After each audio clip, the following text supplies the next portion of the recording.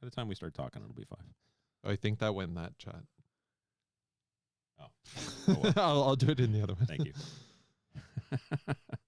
I only told the death pool that we're starting. Sickos. It's unauthorized. Come on.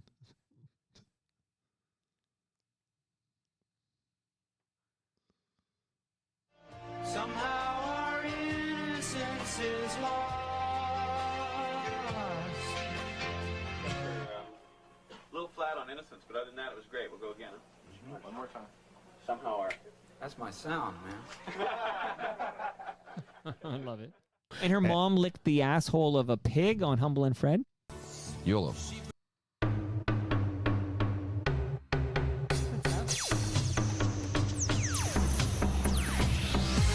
Combing the depths of the TMU for a quarterly review of fact checks, figures, and phrases that you didn't know you needed.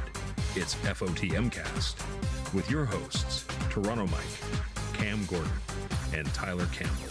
Friday night, you and your boys went out to eat. Then they hung out, but you came home around 3. You did. If 6 of y'all went out, then 4 of you were really cheap. Yeah, 'cause only 2 of you had dinner. I found your credit card receipt. It's not right, but it's okay. I'm gonna make it anyway. It's too good to fade down. It's a banger. Welcome to episode 1611 of Toronto Mic'd. Proudly brought to you by Great Lakes Brewery, a fiercely independent craft brewery who believes in supporting communities, good times, and brewing amazing beer. Order online for free local home delivery in the GTA. Palma Pasta. Enjoy the taste of fresh, homemade Italian pasta and entrees from Palma Pasta in Mississauga and Oakville. RecycleMyElectronics.ca. Committing to our planet's future means properly recycling our electronics of the past. And Ridley Funeral Home. Pillars of the community since 1921. Joining me today for FOTMcast, it's Cam Gordon and the VP of Sales, Tyler Campbell. Hey now. Hey there.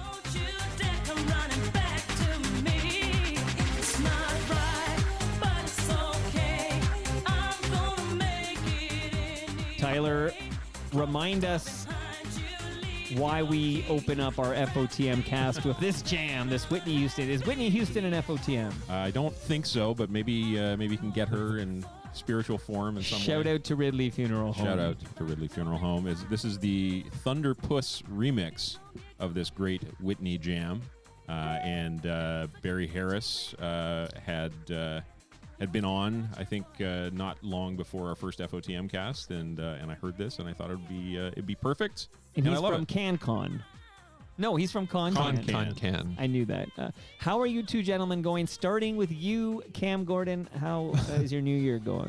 Yeah, so far so good. Been back at work a couple days. Nothing major blowing up thus far in the communications world. So Probably and a you're marked, doing it wrong. a marked difference from last year. it was something like that. Yeah. But yeah, so far so good. Happy belated holidays to you both. I guess we hung out right before the holidays. We did. So I feel like I did see you almost on Christmas Day. Yeah, that was what day was that? Was that like It's like the 22nd. Like it was like so it was right down to before the wire. Festivus? Yeah, okay. Yeah. We met at Sugar Beach. It was the day of Festivus. I think It that's was right. after you finished with Elvis. Yeah, because you I wrapped of Elvis and I said I ran long of Elvis and then I said I got to go meet the VP of Sales and Cam Gordon. We had to strategize this episode of FOTMcast, and we'll find out from Tyler in a moment what the hell FOTMcast is. But I got to say, I enjoyed those Great Lakes beers with you guys, outside on a balmy December day at Sugar Beach. It was a fab time. Well, I know you discussed this yesterday with Ed Keenan. I've already listened to that episode, but you do need to like invent reasons to enjoy the winter when you live in a climate such as ours. So I'm really glad we did that. I said you're talking to a guy who we drank beers together, and it was probably, I don't know, -10. It was cold with a wind chill. Yeah. And we were Wasn't on warm. a beach drinking Great Lakes. Had a great time. It was True a great Canadians. time. Yeah. Standing in front of a big steamship carrying sugar. Sugar. Yeah, getting sugar. Tons of sugar. Yeah. Okay, Yeah. so on that note, can we crack All right. open? I know Yes. Tyler. I've half cracked. Okay, you mine. go first All then. right. And It's then gonna be disappointing. That's all right. it's not bad. No, Half no. cocked. Yeah. That's good. All right, Cam, you want to do it together? I'm drinking? doing dry January, so Get out of my well, basement. I don't know. Fine. All right, I'm cracking one. All right. sorry. I'm doing wet January, Yeah. so I'll The drink wettest for the of two of us. January. Yeah. Good for Cheers. you. God bless. Why a dry Jan? I'm curious. I know I have a beer sponsor, but why a dry January? Yeah, I don't know. It's the Do you have a internet drinking trend. problem? Do I have a no? I just I don't know. It's good You're to take a just- break. I'm just like hibernating. Like I just plan hibernating this month. Really, this will be one of the few social activities I do all month. So Is that right? Okay, and the Yeah. month just began. Okay, and Tyler and I will be out there partying in On the the Mimico, beach. New Toronto Yeah. border. Yeah, you know it. That's what We'll we meet do. on Dwight, and then we'll.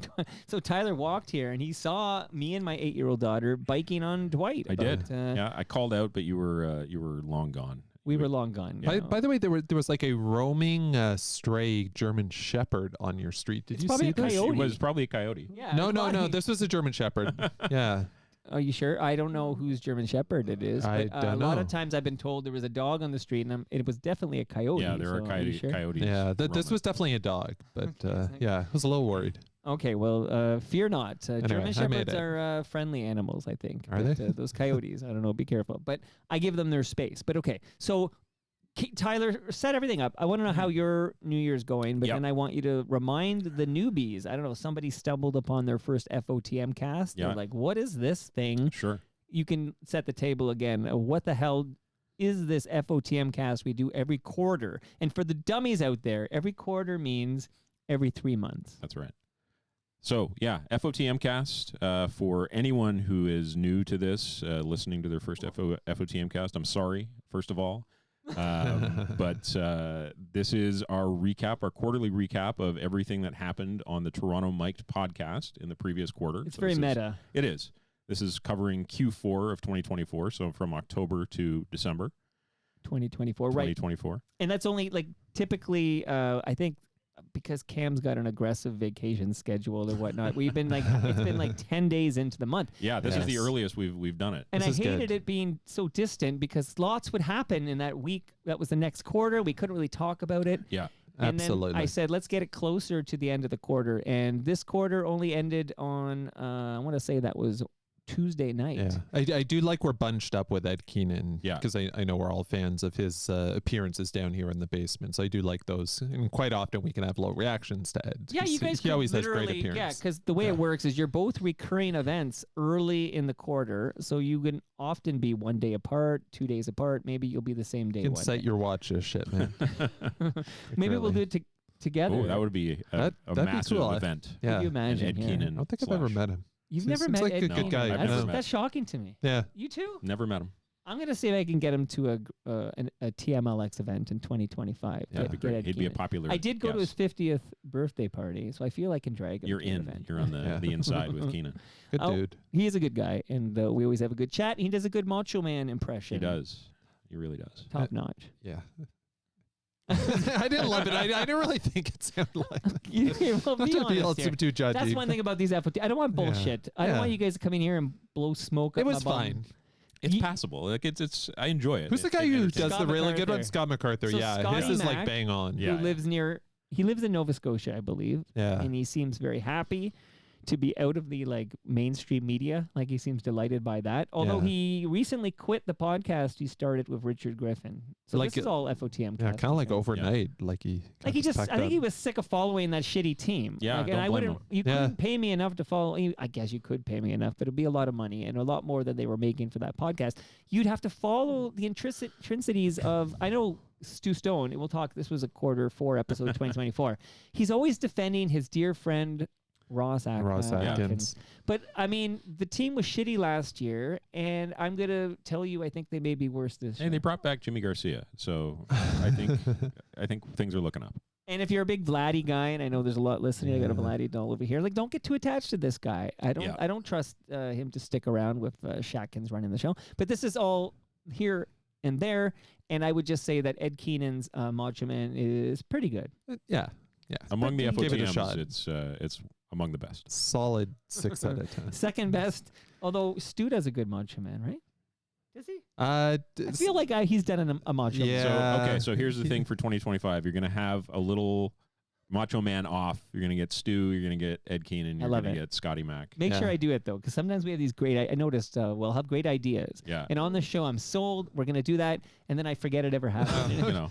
Oh, by the way, I mentioned this in our group chat. Were you guys familiar with Norman DaCosta? I remember I remember him. Yeah. I remember. Yeah. I remember when, it was hard to find any wrestling info. Those weekly recaps were just incredible, just for the Well, are latest you wrestling willing to news. share? Like, I know this from another channel. There's an FOTM group on WhatsApp where I learned this, but are you willing to share how your friends would have fun with Norman DaCosta? Yeah. So they would actually, and this was before I knew these guys, but this would have been the late 80s. They would actually, I guess, call the Toronto Star, ask to speak to Norman. I guess either speak to him or leave a voicemail with these false tips about various happenings. Right.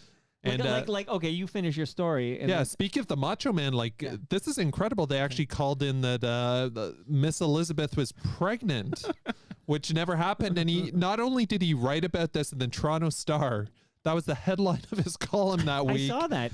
And like his appearance at the Maple Leaf Gardens would be her final appearance before she But think about enjoyed this. motherhood. You know how you're supposed to corroborate these. You're supposed to get another source. You're married to a journalist, right? Of Cam? course, yeah. Okay. Like if she got a Fact note, check. let's say she gets some note from somebody she knows. Let's say she knows this person and even trusts this person. Right. And she can't publish that on CBC's website or wherever she works. I have no idea. She can't publish it, for example. Sure. She can't publish it until she gets another source, right? Yeah, exactly. And So imagine she doesn't know the person and doesn't trust the person because it's just a phone call out of the blue. This is the Toronto Star. Norman DaCosta is printing. yeah, like these lies in. literally the biggest by circulation. I think the biggest newspaper, like this no crap, Miss journalistic Elizabeth. standards. Yeah. And Not for Disgusted wrestling. by this. And I don't know if it's that same column, but also like Matilda the Bulldog had died, and I do. He also suggested Damien the Python went down the toilet. Down the toilet. in Toronto, which I'm not sure that's true, but I do remember. It's like Frank Magazine over here. I do remember Jake the Snake ran into some issues with I don't know if it's like PETA or like the SPCA or something about just like the use of animals and this sort of thing. I'm not surprised because like if you recall, like the snake was just in the burlap bag. Do I recall? That's my heyday, man. I remember. And then he'd put a DDT was his move, right? Yeah. And then the opposition, I don't know, the guy he was wrestling would be unconscious. Exactly. And he'd get Damien and put Damien like on the guy. Yeah. Yeah. And Damien, by the way, was a giant snake. Yeah, like a python. And You can't flush that down a toilet. Yeah. Right? They don't make that. That's like Andre the Giant style toilets. And anyway, final piece for the WrestleCast, but just to tie a bow on this. Do you remember when he was feuding with Macho Man Randy Savage and he brought out a cobra? And he was actually like biting Savage's arm. I do have memories remember of that. this is my Yeah, wheelhouse. like that clip, and I've watched it many times on YouTube over the years. Right. It's like a fever dream. It's like literally a cobra biting the Macho Man's arm, and Randy's like tied in the ropes, like Okay, so to put a bow on this before I say hi to some people in the live stream, including somebody we've already referenced in this episode, a very exciting rare appearance from somebody who's joining us remotely from DC. I'm sure that means Washington. I was gonna say the nation's capital, but That's the other nation. Well, it could be our nation soon enough. No, it could be our capital. Night soon. is young. Yes. Stay tuned. Ed's got me all warmed up. Every quarter I'll find out what's going on there. But to put a bow on this, so we learned that from Cam Gordon that a friend of his would call up the Toronto Star's Norman DaCosta with fictional wrestling stories. Yeah, like these And are all Norman works. would print them in the Toronto Star, Canada's most circulated newspaper, and it would it would just be printed as fact. Miss Elizabeth is pregnant. The snake Damien was flushed down a toilet in Toronto. Yeah. What Matilda the bulldog is dead. from the British Bulldogs. Right? Yeah. We didn't have this column, but the mysterious newcomer in the WWF called the Lion. Do you guys remember the Lion? I don't remember the Lion. No, because he didn't fucking exist. So ostensibly, the Lion was that's funny. Paul Mr. Wonderful Orndorff under a mask. I guess like a lion good on your mask, buddy. kind of like a tiger mask. You still type friends thing. with this guy? Yeah. Like that's kind of awesome. Tell him kudos to him. That's amazing. He was at strangely, you guys have met this guy. He's been at some of Stu's premieres. I won't mention his name because the statute of limitations is not up. I wish. Is that a crime to feed journalists bad information? I don't know. It's not a crime. It's not. Okay. All right, so let's run this down, and then we got a lot to cover here. So much to but cover. Neil Jays says Randy Savage sold that Cobra Bite well. Scared that young wrestling fan. It scared all of us. So hello to Neil Jays. And Jeremy Hopkins says, Miss Elizabeth, a long-distance crush for many a kid of our generation. Indeed. Absolutely, right, Yeah. Tyler? Oh, absolutely. She was classy too. She was. Very classy. Big time. She was classy, like the rich chick in Gilligan's Island. There's the whole triangle with George the Animal Steel That's for a while there. yeah. George right here. Okay, shout out Absolutely. to Stu Stone. Okay, MF says hi from DC. Yeah. Big Miss That's Elizabeth big. fan. Yeah. That's big. Okay, what if she knows what we're talking about? She's already tuned out. I don't even know if she would know the Macho Man. I don't know. Yeah. Okay, let us know, MF, if you know the Macho Man, Randy Savage. The Okay? M in Don't MF Google it. stands for Miss Elizabeth. Yeah. Randy Poffo. He's Well, come on, Lenny shout out to Poffo's Ridley brother. Funeral Home. She's Yeah. no longer with us. But YYZ Gord says, hey there, FOTMs and Midtown Gord. All the Gords are here. Hello to the He says, Gords. good evening. A good crowd at live.torontomike.com for this FOTMcast. And Tyler explained it well. We basically rehash what happened in the TMU, that's Toronto Mike universe, over the past quarter, which is the fourth quarter of 2024. So October 1 through New Year's Eve 2024. That's right. Absolutely. Awesome. Big quarter. Big quarter. Huge. And Tyler does a lot of work with stingers and such, and I never know when I'm supposed to hit a stinger. So we're all doing well. No news to report. No news is good news. Yeah, you we're guys great. look great. I We know feel great. Tyler says he's been deathly ill for a couple I of months. have. Yeah, I've been sick for about 2 months. My ribs hurt from coughing so much. But jeez. Well, that's not otherwise, good. I just hope it's not contagious. You sound Yeah. good though. Thank you. Well, he's got the best pipes of like the entire TMU. Absolutely. Like I don't know who else has as good of pipes as Tyler. There's Campbell. there's some great pipes out there for sure. And you were, because I got one of the episodes that dropped in this last quarter, and I never know what you're going to talk about, so I should wait till you finish your thing. No, but no. was the surprise Rob Pruce Christmas thing, and you're the first voice I heard on that, and it was Yeah. like the voice of God coming through, because I didn't know this was happening, and it was like a audio Christmas card Yeah. from the great prodigy. He was a prodigy. He was. Rob Pruce. We're lucky to Okay. have him. You know what? Yeah. We really are. I get out of here. He's a Super sweetheart. I'm talented. replacing this son of a bitch in this Yeah. dry January with Rob Pruce. Rob will come in here and But drink you're a the, six-pack. you're the first voice I heard on that, and it was That's right. like, oh my God, like God's here. It was great that Rob did that, and again, just another opportunity for us to express our love for you, Toronto Mike. Wow, I can't get enough of that. You know that. Okay, so thank you, Great Lakes. This beer is delicious. Cam, you're missing out. Tyler, Next how's time. your beer? Next time. It's delicious. It's the perfect temperature, I would say. I think Mike Lackey would be pleased with your service of his beer. Is it cold or is it room temperature? It's cool, I would say, which for this lager I think is quite well, quite lovely. it came out of the fridge. I'm worried if my fridge Yeah. is broken. No, I don't think so. Yeah. I don't think so. And is that okay? You got the light one. Oh, is this the light lager? So Well, good. that's Monica's favorite, Oh. and that's why it's in the beer at Well, all then I can have times. twice as many. You can go nuts on that. Okay, let's get going.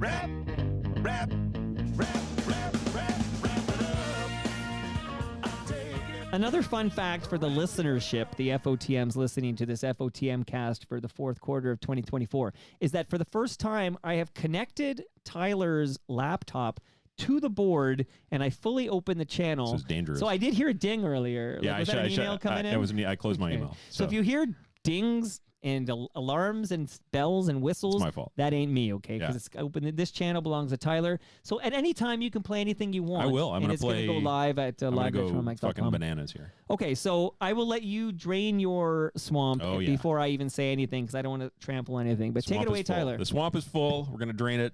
2024. What a year it was. Let's do a quick wrap on the year to start with.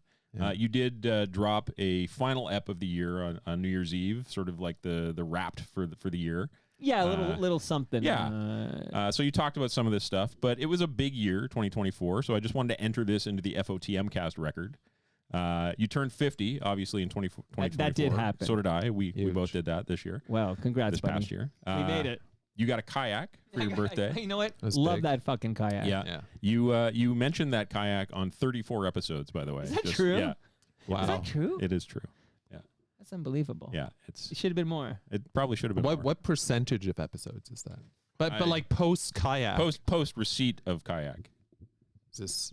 No, there's some I mic feel like I'm like adjustments happening. fidgeting with it. No, I thought maybe you were losing your erection, so I wanted to. You know what I On the mean? sure. You know what Yeah. I mean? Heyo. Of course. For the show, It's body talk. 207 eps dropped in 2024. Wait, I gotta kind of process this. I never Yeah. know what these fucking numbers mean. Okay, wild. so there's 365 days in That's a right. year, and there were over 200 episodes. 207 eps. It was the third Too most. much, right? It's too much. Be I honest, mean, man.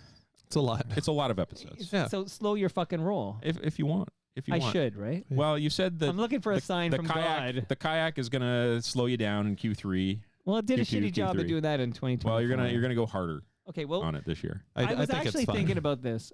Okay, now it's fine. I can never read this tall drink of water over here. Oh, he's drinking coffee, everybody. I often think about how many eps I should record because I feel like if I had some rich person say like, here is money, you just do Toronto Mike's right now. Yeah. I might be dropping 6 episodes a week. Sure. Like Yeah. I have a lot of ideas and things I want to do. Well, you do it because you love it. It's not a job, right? Like it's.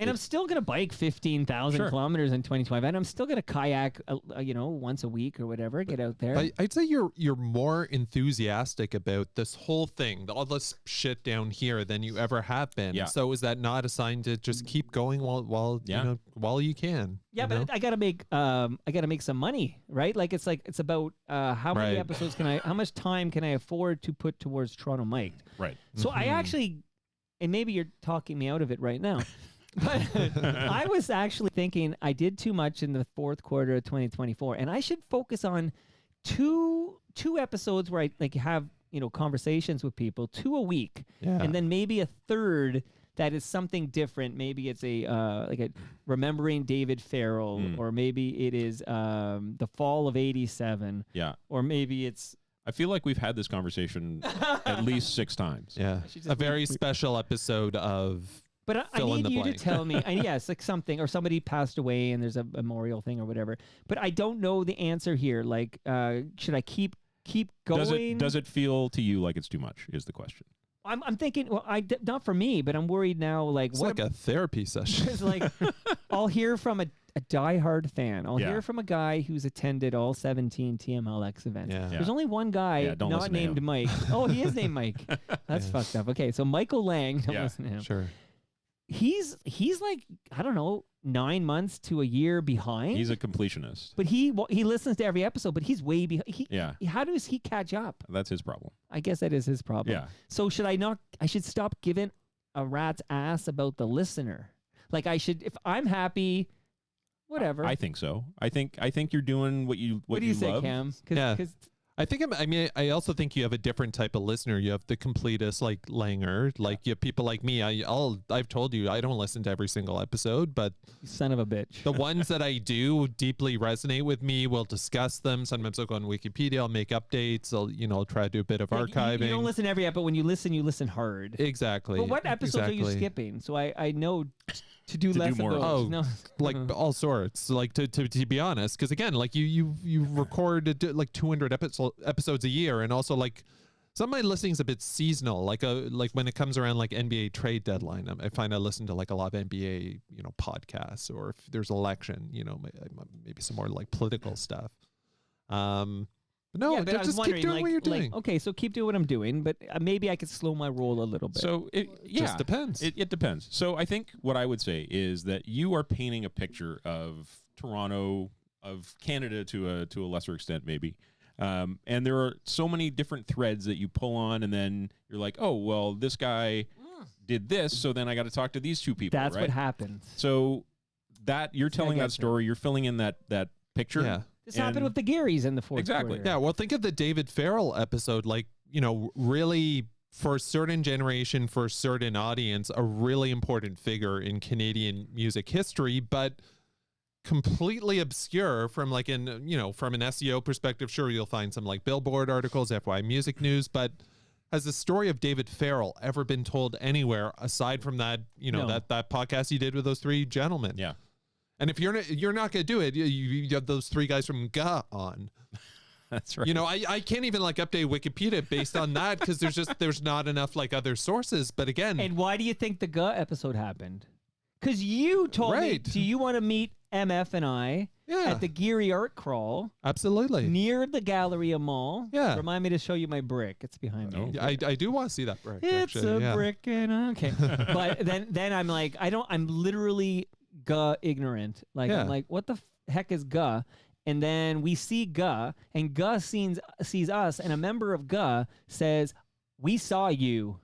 There and you next go. thing you know, I'm like, well, let's do a GA episode. Yeah, but then you interview them, and like it really fits seamlessly with all sorts of people. There's a bit overlap with like Rusty, and there's a bit overlap with Johnny Dovercourt. Very, very nice. Okay, pass that over. It is kind of like a. So that's from the Galleria Mall. That's beautiful. I That's wonder how many people have walked on this. Is that a floor tile? Is that confirmed? Well, it looks like a floor, but it could be Because a I wall was tile. told Yeah. it might be a wall tile. Oh, yeah. Who knows? Okay. Wall of the Galleria Mall. It's a beautiful tile. Thank you. Anyway, the point is a couple of things, Mike. One, this is important content that if you're not doing it, this is just gonna like fade away. Mm-hmm. And a second thing, and not to sort of kill, what was to say, bury the lead here. But when I went back, I looked at every episode you did this year and tried to pick out a favorite, and there's many favorites. Mm-hmm.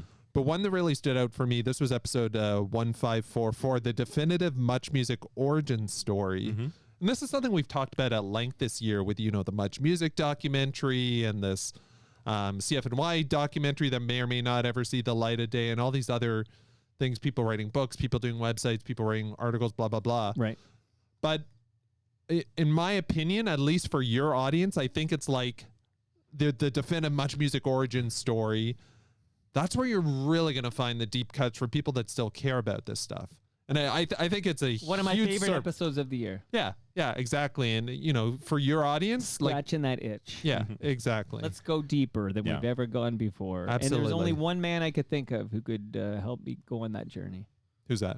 An FOTM Hall of Famer named Ed Conroy. He's the man. Of course. Yeah, it was great to hear him Yeah. back on the show so many times. All right, so an update. MF. The Moses defender. the Moses, yeah, well, he knows where his bread is buttered. Yeah. God bless. It's sort of like Gare Joyce and Luke Sellers, right? Okay, so MF says, not familiar with Macho Man. I'll show her a photo. I bet you would recognize him. Okay. Jeremy Hopkin has listened to 366 episodes of Toronto Mike this year. Wow. I think he's saying you should do 360. Well, last- That's what he's saying. Okay, I can't read it. In between the- 2024. But Maybe I YYZ misinterpreted. Gord here, and then we'll move on. But Yeah. YYZ Gord says it is hard to keep up as a completist at the current rate, but he's managed to keep up. So bless you, YYZ Gord. I like that guy. Another He's a good good dude. man. Yeah, back from Antarctica. He's the only guy who travels more than Cam Gordon. It's wild. I don't travel that much. I mean, he really travels. Yeah. I think he's far afield. Absolutely. All right. So just to put a bow on 2024. Yeah, 200 plus episodes. 207 That's fucking episodes. wild. That's the third most episodes of any year. So It's only the third. yeah, Jeez. 2023 you had 223 episodes, and 2020 you had 216 episodes. Okay. Wow. Yeah. I think I did a lot of Zooms in 2020. Yeah, yeah. I think if I did Zooms, I would have so many episodes. You don't want the Zooms. Okay. There is one Zoom that stood out to me that was Okay, great this we'll year, get to but we'll that. get to We'll that get later. to You moderated a panel that we sort of Oh. alluded to in 2024, the Gary Top panel. You were there. I was there. It was great to see you there. A fantastic day, and you did a great job Oh, thank you, man. chatting with And those that became an gentlemen. episode. I finally got did. the audio. Yeah, no, it was a great day, and you were on point as the moderator. You kept the discussion moving. Told those boomers to put the mic to their mouth. Sometimes they'd have it down here, Yeah. and they'd start talking, and I'd be like, I can hear you, but they can't hear you. Yeah. You got to put that You thing think to these your are mouth. like music industry people. Well, you sorry. think they You'd would think. know. There was Yeah, a lot of stuff that, works. actually. My gesture. But can I just shout out that Tobias Vaughn was there? It He good was to see there. him, and Rob Pruce Robbie was there. Pruce was and there. a whole whack of guests were Yeah. there. It was wild. Yeah, there were a lot of FOTMs in the crowd. It was good to. Yeah, no, I was I did that for the for my invoice for that was $0.00. There you go. But you got the exposure, which is I what it's enjoyed all it. about. I enjoyed it, which is all that matters. You had some major gets in 2024. We've talked about them on. So you're doing the whole year. Well, I'm not. I just have a couple things for 2020, Okay. but then we'll get into Q4. But You're the just some boss. major gets. Ben Johnson. Oh, that was my Huge. favorite visitor of the year. that was a fantastic episode. It was probably my favorite episode of the year as well. I can't believe he sat right there, and He did. we did a long Yeah. episode. Yeah, And although Mary was sitting there, I felt like I could ask Ben anything. yeah. You It's that was open book. a really really good. And I like the conversation. guy. Like I Yeah. legit like the guy. He's really funny. Yeah, he's Yeah. sneaky Yeah. funny. Yeah. And then I still remember, back in the day, he had a stuttering issue. Right. You know, Yeah. Ben Johnson, you'd hear him talk in the late 80s, and he'd have a stutter. Yeah. And I sit down with him for 90 minutes, one-on-one, unedited. I didn't hear a single stutter. No I hint of a stuttered stutter. way more than Ben. You probably stuttered a lot when he talked about killing his enemies. There was many takeaways, but something that really stuck with me, the fact that he's just like slamming beers after like he ran that. Oh, yeah. I just feel like how athletics have changed. Like I feel like, Usain Bolt or whoever, they're Probably not. Down probably not like downing a few buds after the 100 Yeah. yards. So, it's Hey, wild. so Jeremy Hopkins was on the live stream for Ben Johnson, and he says, thought he was going to leave. So, Jeremy, You almost lost him. when did you think, because I can't remember when I was almost lost. There was a moment where you were kind of questioning him because he had a couple of conspiracy Is it theories. the Mazda thing? There was right. the Adidas. Adidas, Because Yeah. he was with a Diora? A Diodora. Yeah, like the obscure. They didn't want him to win. Well, he was going into nonsense land, and I felt like I should Yeah, like, not so you let him challenged do it. that. So I You challenged it, and he was a little. He was I looked getting a little at Cam. testy. When Cam gives me that nod, I know I did Yeah, good. it was like a PR burst. Yeah. So yeah, that was great. Some sports heroes. Wendell Clark, Oh my our God. captain. You know, my God. twice. Yeah. But never in the basement. never in the Crazy. basement. But One day. always live. Yeah. None Yeah. of the Zoom bullshit. Joe Carter, of course, at the Joe Carter Can Classic. you believe Oh my it? God. Yeah. You know, I know Ricky Henderson hit that home run, but Joe was there, right? Yeah. He was in the building at least, stuck in an elevator. Joe had something to do with it, yeah. but Ricky gets the credit. Yeah. Honestly, we said this before. Like leaping Joe Carter. Why is that not the fucking statue? Oh, absolutely. Like it's an iconic You mean versus Ted silhouette. Rogers? You're The best you is know, yet My to come. former employer. Yeah. I mean, you've heard my Fergie Oliver episode, not this year, but No. when we. I said we should. I said that. I think I said that exact thing. It should be Joe Carter leaping in the air, and he said, "You're goddamn right." That's one of many enthusiastic. So bullet Ben's points. my episode of this year, and then Yeah. whatever year that Fergie Oliver won, that's my episode of that year. Yes, Even though I that was- still get hate mail about it. Do you really? Yeah. I'm platforming pedophiles. Oh well, you know, Oh my God. Are you serious? Yeah, I can. There's I'll some, screen cap you some. some Absolutely. dedicated Fuck. pedophile finders out there. That's like effed up, really. Along with Joe, you had the bringer of rain, Josh Donaldson, Yeah, briefly. but he did momentarily. it. He did it. It's Yeah. a little frosty. Yeah, He was a little fuzzy, but so was Joey Bats. That's coming next. Right? yeah, Joey Bats. yeah. was Joey on. Bats. Yeah. It classic. worked out. Amazing that you got those guys and Tom Cochran that day as well. Right, that was the big leagues, man. Tom Cochran's got to be in the basement in 2025, right? Yeah. We've been working on it for Yeah. years here. You know, it was a fun story. I can share this. Rob Del Mundo, plug your ears for like 1 minute, okay? I love Rob Del Mundo. I want to put love that on the him. record. We all do. Yeah. We all FOTM do. Rob Del Mundo was in the basement this past quarter. But so Yeah. Cam and I are at the Songwriters Hall of Fame. No, it was and- you and I. I was there. Sorry. Tyler. It was Tyler. Yeah. I remember now. I remember that beard against my face. Okay. Tomato. Tyler Campbell and I were at the. I'll fix that in post. That's okay. Tyler Campbell and I were at the Songwriters Hall of Fame at the Massey Hall, and it opens a cold open with Tom Cochran doing something from Red Rider. What was Lunatic he doing? Fringe. Lunatic Fringe, Mm. Yeah. which is a great fucking song. Great It's song. like a Pink Floyd song. Yeah, it's very Yeah. progressive. It's very cool. And so we're seeing this, and then at the intermission we bump into the great Rob Del Mundo, and Rob had worse seats than we had. Yeah, he was up in the nosebleeds. The And he said, nosebleeds. "Who was doing that cover of Lunatic Fringe?" Oh That my was his God. question. Well, and And then Wow. we go, well, that cover was pretty fucking good because it was by the guy who wrote and sang the song. That was Tom Cochran, and he, from his vantage point, yeah, he couldn't. you tell. said, "How bad are your seats, Rob?" Yeah, I said, Did he "How look? bad are these Did he seats?" look different or? Well, no, he looked like Tom Cochran. Okay. You know, Where does he live? Like he's not in. I think he's Toronto, here is he? now. Isn't Is he he? nearby? I thought he lived in Oakville, Okay, well, GTA. I think. Yeah. He's from Manitoba. Yeah. I feel like. but I thought he also had a place in BC or something. I don't know. He's I don't know. He's He has a, everywhere. he has He's a Billboard Hot rambler. 100 He's a hit, rambler. So he's Yeah. all over the Hey, place. life is a highway. All He All just right, wants let's to get ride him in the it. All right. basement. Let's do that. Yes, that has to happen VP. this year. Okay. And I'll stop. Is he an confusing- Alper guy? No. His representation. Otherwise, he would have been here already. Right. Alper That was would've Gino driven him. Vanelli. Yeah. All right. So that's 2024. I just wanted to do a quick little recap Okay, I on enjoyed that. So, Um, what was your favorite episode of 2024, Cam? Well, again, there were many. It was the MF definitive. came on the mic at Christy Pitt. Yeah, that was Yeah. that was a big huge one. get. That was huge. That was Yeah, and Ruth Kapelis. Yeah. Oh my God, yeah. And she was at your wedding. She was. I actually saw her on Christmas Day. She was a guest of the Gordon family up Oh, in delightful. Newmarket. Yeah, I see her on Blue Sky. Yeah, I like Ruth. I met her briefly in January, and we've been like social media at the pals for the West rest of the End year. Phoenix. That's right. Yeah. We've You know been, who hasn't? I don't think Sarah Harmer is in the calendar. what? You got to get. Oh, right. Is she? Right. Or she's well, gonna, her PR person reached out to you. But then what? I don't think I have to check during your ramble here. All I'll right. go search. Yeah, my yeah. Gmail Please, calendar. please get that done. Okay.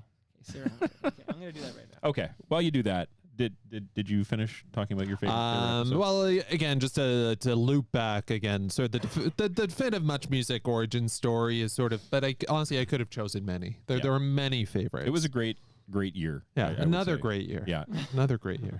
I love these episodes. Yeah. All right. Let's get into Q4 now. She's not in my calendar. All right. Well, let's make that happen. All right. Q4. Sorry, the Just Like Mom theme.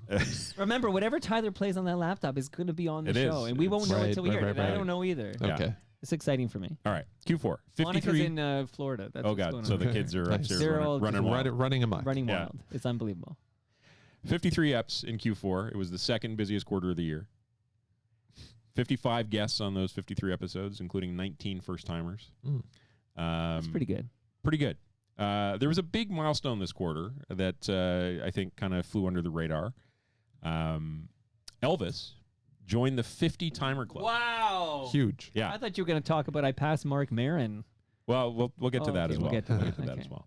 But yeah, Elvis joined the 50-timer club. An interesting anomaly is that he is the only non-Hall of Famer in the 50-timer club. Wow, because Yeah. he doesn't Interesting. listen. He'll never Wow. get in the Hall of Fame. He's Yeah. like There you Pete go. Rose. He's too stubborn to get in the Hall of Fame. Yeah. That's right. That was Shout a out great to the episode. team. I'd actually never listened to Festivus episode before. It was a real revelation. All right, It's so a really good let listen. me blow yeah. your mind. So he's done 50 episodes. Yeah.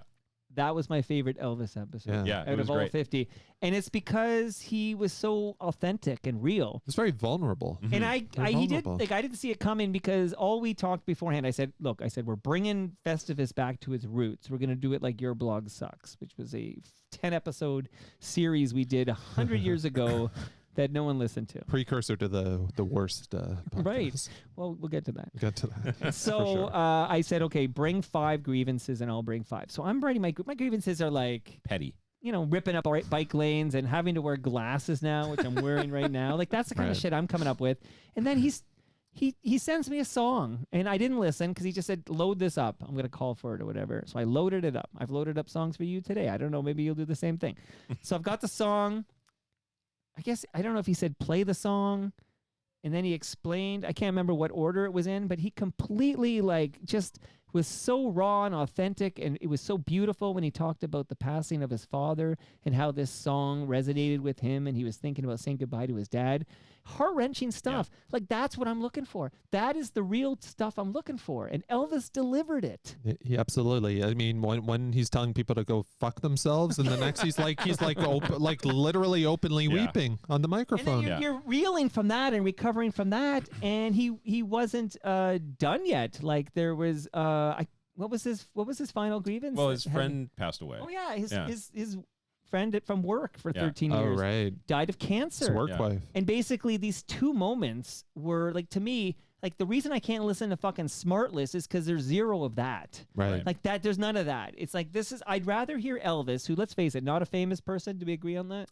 would Even agree though with he that. was on Western radio, broadcasting Western football games. It's famous in Oshawa. Yeah. Elvis is not a famous person. I met him because he was a recruiter who put me into the porno industry There you back go. in like 2005. That's a true story, MF. I'll tell you later.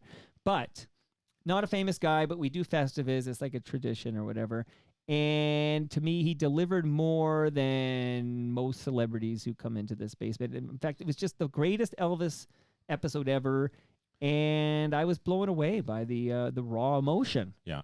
Yeah, I'd written something I was going to say a little bit later about Elvis, but I didn't know. No, it's okay. It's okay. You got to tell us to hold. Yeah, our, no, it's fire. fine. It's fine because we were talking about Elvis. I just wanted to give him a big shout out. It sounded like he had a rough year in 2024. So I just want to say to him that, I'm rooting for him. I don't know him well at all. I've met him at, a handful of TMLX events. But every time I've chatted with him, I've gotten the sense that he's a really sweet, big-hearted, wonderful guy. And so I hope that 2025 is better for him. The ep was emotional and raw, and I admire his ability to be vulnerable about this stuff with you on the mic. So it was, So we all agreed that was the only Elvis that Cam has heard, but that is the greatest Elvis episode ever. And I'm just reading the live stream here, and Gord says the Festivus episode was a highlight of the year. And he says it's too bad Elvis will never hear it. maybe you can play it for him next Festivus. But he'll never get in the Hall of Fame because he doesn't listen. And he would love it. Yeah. He just says, I don't do podcasts. Well, that's ridiculous. Wait, That's what does silly. he do other than the James Blunt song? I think he does Sirius XM. Like I think he does a lot of driving. I Okay. think, and I think he listens to Sirius XM. I don't think he Okay. just isn't in the habit of like listening to podcasts. So he says he doesn't. He says no offense, he doesn't listen to any podcast. Yeah. But I am actually pretty certain he would love this Totally. podcast. But he likes sports radio though. Like he seemed like I feel like he knows all that Bob sort of stuff. McCowan and all Sure. that. Yeah. Yeah, all that Bobcat. jazz. Yeah, he did a whole thing on Bobcat. That's right. Did he not? Wow. You never know when someone's gonna say Bobcat. Oh, Bobby could have been my guest for episode 500. Could have been. Who were Didn't- saying like the Mount Rushmore of Never in the Basement? So we got Bobcat, we got Derringer, we got O-Dog. O-Dog Oh, was gave O-Dog? me, Okay, yeah. Hard no. a hard. It was a Yeah. hard no. Yeah, Yeah. it was a hard. Or there's also like Rosie Demand. Like I'm not a I'm a Strictly- print gal. Print a gal. print gal. strictly a print gal. Am I? Or Yeah, something like that's that. good. Yeah. Print gal would be like a good chat room like name or something. I'm just a print gal. Yeah. All right. So Good. we all love the Elvis Yes. episode. We did lose an FOTM in Q4. Scott Carefoot. All right. I'd like to say a few words Yeah, about Scott please. Carefoot because, you're at episode 1600. They're not all Ben Johnson, right? Like there are some like what I would call forgotten episodes or episodes that aren't front of mind or whatnot. But Scott Carefoot came to my attention because Brian Gerstein, the Brian Gerstein, Property6.com. this Brian Gerstein said he's a big Raptor guy.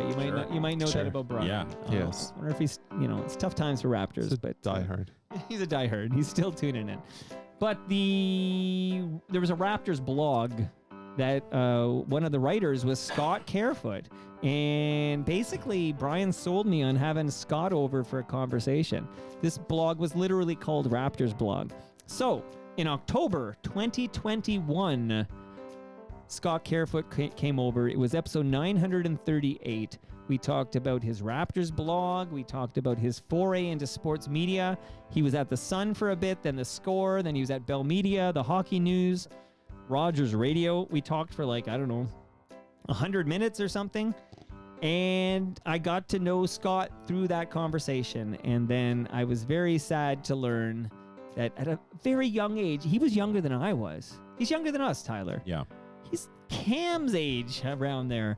But he passed away way too soon. So what I did was I pulled a clip of the Scott Carefoot episode. And we're going to listen to Scott Carefoot as he sounded on Toronto Mike. At that point, it rebranded RaptorBlog.com with Scott Carefoot.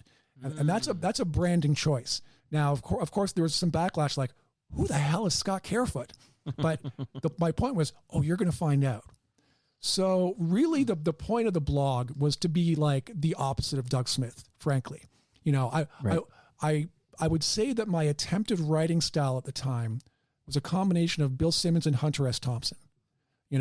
which is I know a strange combo, but like I was, very profane. I ruthlessly attacked media. I ruthlessly attacked the Raptors when they sucked. But I also started to, bring in like advanced stats. Look at you. Because that wasn't something that anybody was doing in the NBA in 2002. Right. And, the advanced stats that I learned, shout out, by the way, to John Hollinger. I don't know how many people know who he is. He was sort of on the forefront of advanced stats in basketball. He used to have a book he published every year called the Basketball Prospectus that at the time taught me everything I knew about analytics in basketball. And I would later use those analytics to win multiple fantasy leagues. So that was pretty fun. So anyways, so I start up and, I'm slowly gathering steam or whatever. So here's where the promotion part comes in. I would go to various Raptors message boards and under fake names. and I was careful about it because, you can't have every post like, hey, check out Raptor Blog. Sure. So like maybe every 10th post I would do it and I never got found out.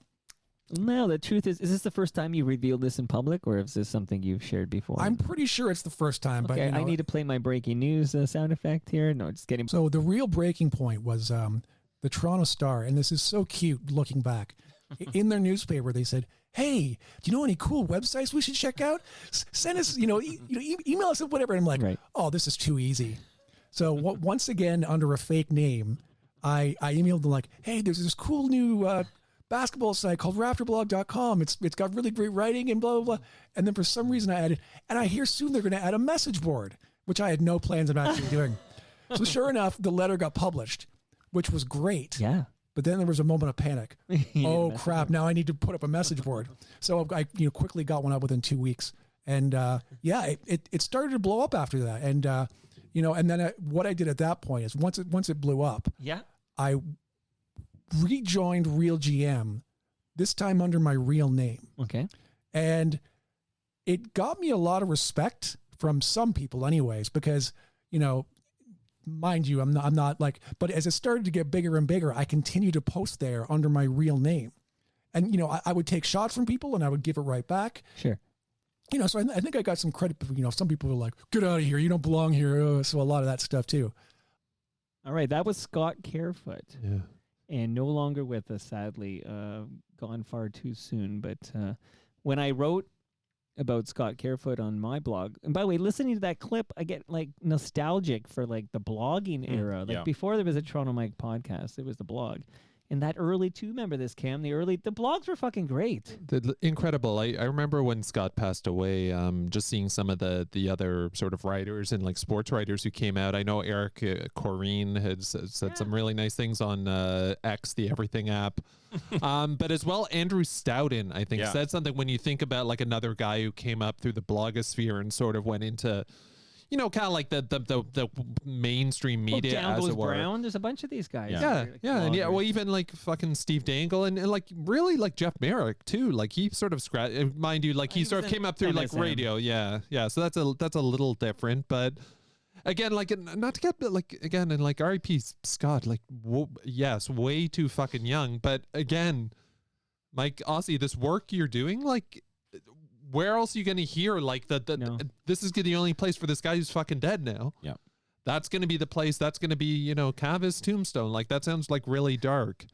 So again, thank you for what you do. Like this is like fucking great. It's important. I'm happy to do it, but I didn't know who Scott Carefoot was until, just like I didn't know who Guh was till you turned me on to Guh, and now we have a Guh episode. I didn't know who Scott Carefoot was until Brian Gerstein got my ear, and he basically told me why I should give a shit about what Scott Carefoot did, and I was like, yeah, I want to talk to Scott Carefoot. Yeah, I invited the guy over. He sat down here, like I said, for 100 minutes, and we captured that conversation, and it was wild to listen to it after he passed because he's kind of spilling all the dirt on how he did what he did, and it involved fake names and all this skullduggery. Well, again, like I don't know if you guys are following what's happening with the Internet Archive, most famously known as the Wayback Machine, but where that might actually go away, and then you hear also like in tandem, like Elon Musk, sort of slagging like Wikipedia, like calling it Wokepedia and all this bullshit. But it just, I was just reading this article. I actually pulled it up here God, not to get like all wonky, but I'll just read this sentence. A recent Pew Research Center study on digital decay found that 38% of web pages accessible in 2013 are not accessible today. Wow. So like all this shit is going to go away if it's not written down somewhere, be it Wikipedia, the Toronto Mike podcast, the Internet Archive, whatever.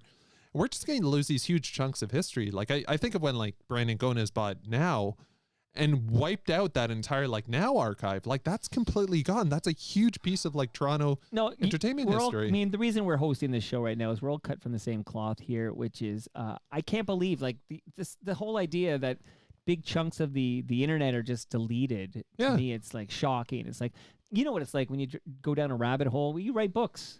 You ever going to release a book, or you just write them? Still working on it. Only MF gets to read the books. Yeah. That, Well, I did but send when you her. do research, Yeah. you have your spots for research, and they're invaluable, right? Like if you were going to write about Raptors blog and the whole blogosphere of the Raptors, like having that conversation with Scott Carefoot is an important part of the research. Absolutely. It 100%. again, it fills in all these gaps, you know. This all just like fits into this like huge mosaic, and if these little bits and pieces don't exist, they're gone forever. And they're leaving us quickly. They're going away. Absolutely. And you know, I hate to say, like, fucking times are tough out there. Like, it's, you know, I don't think we can take any of this shit for granted anymore. Why do you I'm think getting like all worked up Why now. do you think I shared all 1,611 MP3s are shared with you guys on Google Drive? Yeah. Exactly. When I get hit by that bus tomorrow on my bike ride, you'll Oh my have, God. you can do what you wish, but at least you can share it with the masses. As per my wishes, shout out to Ridley Funeral Yeah, Home. so like again, to answer your question, am I doing too many podcasts? No, do Yeah. more. Do Yeah. do whatever Keep doing it. you think makes Oh, sense. fuck, I need that rich guy to step up. That was part of the deal. It doesn't have to be a Absolutely. guy. It can be a gal. I don't Sure. care Yeah. about gender, but I need a rich person. You to need step one of these up. like Mike Richards type arrangements. So we'll get to him in a few minutes. Richards. Yeah. So rest in peace. Yes. Shout out to Ridley Funeral Home, Scott Carefoot.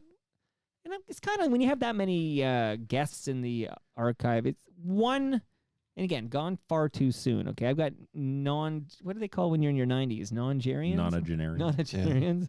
Like there are nonagenarian FOTMs out there who are hanging on. I'm Yeah. keeping them alive. So it's sad to lose somebody in their 40s. Very. But Scott Carefoot, the only FOTM, passed away this past quarter.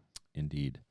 All right. Now you have the open channel. I do. You Yeah. haven't played anything I yet. haven't yet, but we're getting to that. Okay. So now we're going to talk about I'm very excited. Very excited. top eps of Q4. And I Okay. do have some clips in this section. There are a couple eps that I'm going to talk about where I have no clips, but then I have a whack load at the end. Okay. So the first one I wanted to talk about was Chantal Kreviazuk. Yeah, one of my favorite episodes Yeah. of the quarter. Fantastic episode, a big get. I know you were a bit apprehensive going into it because you had maybe heard some stories, but I thought this was a masterclass in building rapport. You drove the conversation, you broke down barriers, any barriers that might have been there. Well, she was when I came down the stairs. She was down here, and I went up to get. I don't know what I went up to get. I can't remember, but I went upstairs, and then I came back down, and she starts with a story about how she was on some other show and she demanded all these edits or something because she didn't know it was live or something. And I swear to you, I did this. I don't know. I think some people saw it on the live stream because it was a hot mic, right? But I looked her in the eyes and I said something like, I said, don't say anything into the mics that aren't fit for public consumption because I'm not editing a syllable. And then she kind of she knew the rules going Yeah. in. Like, I wasn't going to edit anything, and she can give me a list of 20 edits she wants at the end of it, but I'm not going to make them. She Yeah. just rolled with it. Yeah. Yeah. I was impressed. Yeah, she was very cool. Yeah. She was very open. There was lots of laughter. She was busting your balls a bit. Oh, absolutely. Because I and- couldn't say Chantel. That's right. That's right. You I thought I said it right she there. schooled you. Is that true? She said that? Yeah. Come What did she want? No, I did listen to it. So I was saying Chantel. Chantel. Oh, Chantel. Okay. Yeah. And she Chantel. kept. So I thought she it meant kept, like, don't call me by my first name. No, on no, this no. She, I Scarfiaccia. just it's Chantel, like Shawn Mendes. Okay. It's not Chantel. And it took me a while. In fact, I recorded something on New Year's Eve, just a recap thing, and Monica heard it playing. I was playing it on the laptop, and she heard it, and she said, "You said Chantel." So I actually called her Chantel in the recap episode. Chantel. I don't know. I must have known a Chantel. at Hey, some Chantel. point. Yeah. All right. Yeah. So I hope you have more words to say about her, except to say that after the recording, she did intervene in a road rage That's right. incident with a postal employee, Yeah. and I captured some of it on tape. But that was a wild ride, and I absolutely loved every minute of it. Yeah, she was great, and she seemed to open the door to a future visit from her and Rain. She seemed to dig it. And where is that in the calendar at any point? Let's get that. Not in the calendar yet. Let's get no. that going. Not in the calendar yet, but I'm hopeful. And I think someone made this joke at the time, but it's going postal, but in reverse. That whole incident, like where it's actually like the postal carrier person was being the dick in this Right. situation. So Well, was the guy was being the dick to the postal. exactly. Right. As opposed, you're right. It was the opposite. And I got to say, I wasn't sure what to expect because I did have some advance warning about this woman, and I had a story told to me about her on an airplane and her the nanny, and I got all this stuff, and I had this in the back of my mind, and she couldn't have been more delightful. She was the Elvis of guests. I thought she was real, and I thought she was humble.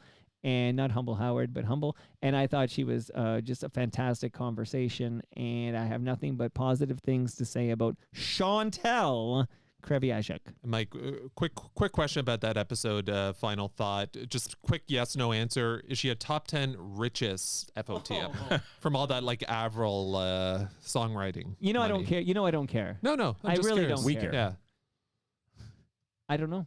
yeah. I think Great possibly.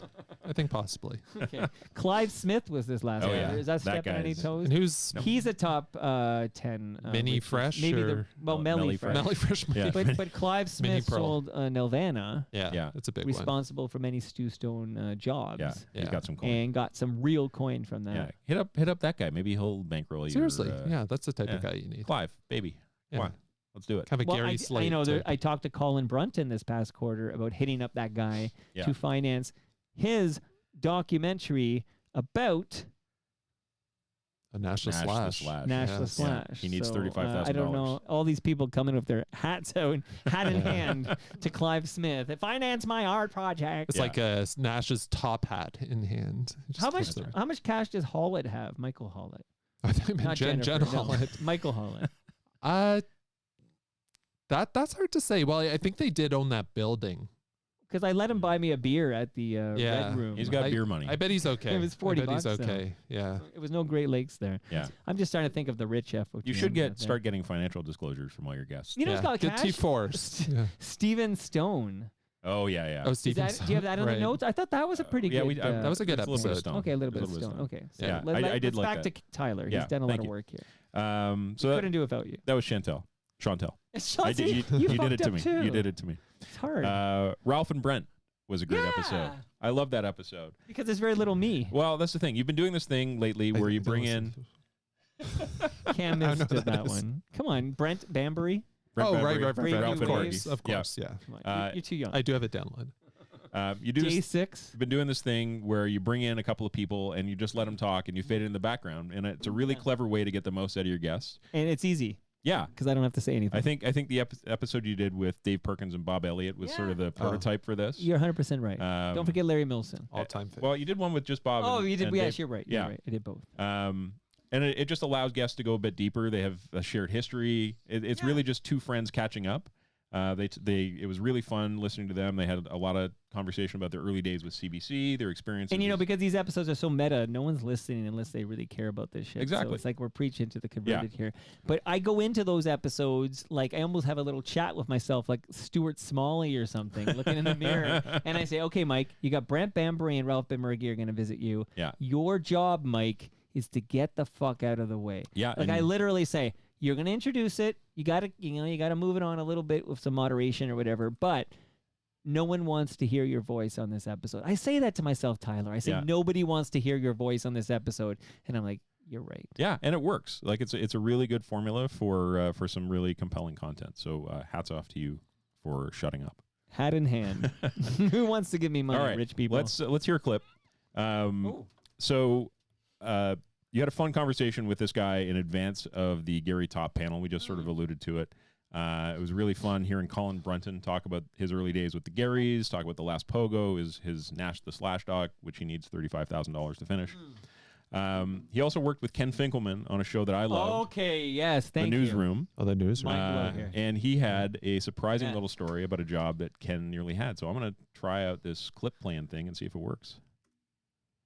you want to hear a Simpsons story? I love The Simpsons. So Ken Finkelman is I think it was the first or second season of The Simpsons. And his agent said, hey, they want to talk to you. They want you to be a writer on the show. Wow. So he flew down to New York for the first read-through or the first meeting. And he was fretting about leaving his family up here. He went to the meeting. He's sitting there with 12 other writers. They start talking about the show. And Ken goes, excuse me 1 minute. And he stands up and he leaves. Just went right to the airport and took off. Didn't say goodbye, and he just left and came back to Canada, and then had a very nice relationship with CBC where they'd kind of let him do whatever he wanted. That's a great story. That's a mind blow to me. I love it. I would never sleep again. Like if that. Oh my god. But that's so it's so Ken Finkelman, a man I've never met, by the way, and it's just got that. Like imagine just sitting in New York, you're interviewing to be a writer on The Simpsons in the glory days, right? And you for whatever reason, you get up and excuse yourself. You're gonna go to the washroom, and you just go straight to the airport. Feels like a Larry David, like George Costanza type move. That's brutal. It's wild. But yeah, he had a good career. But that, Colin just kind of, you want to, because we were talking about the newsroom. Yeah. Yeah. And I'm like, yes, I do want a Ken Finkelman story. Do you know your audience? Actually, you got to know your audience. I need to add that to Wikipedia. That's a good one. Unbelievable. I hope one day that Ken Finkelman will be on the show. It seems like it might be a hard get, but book him for me. Yeah, sure, I'll get on that. After you get Neil Young. That's right. All right, so that was Colin Brunton. He was great, and he was excellent on the panel that you moderated. Yeah, he was great. Leona Boyd came back. She is such a great guest, even though she's a Zoom. So this was my favorite Zoom of the year. And you've managed to build kind of a fun little rapport with her. You played the word association game with her. Who did we practice that on? With Peter Gross. Okay, because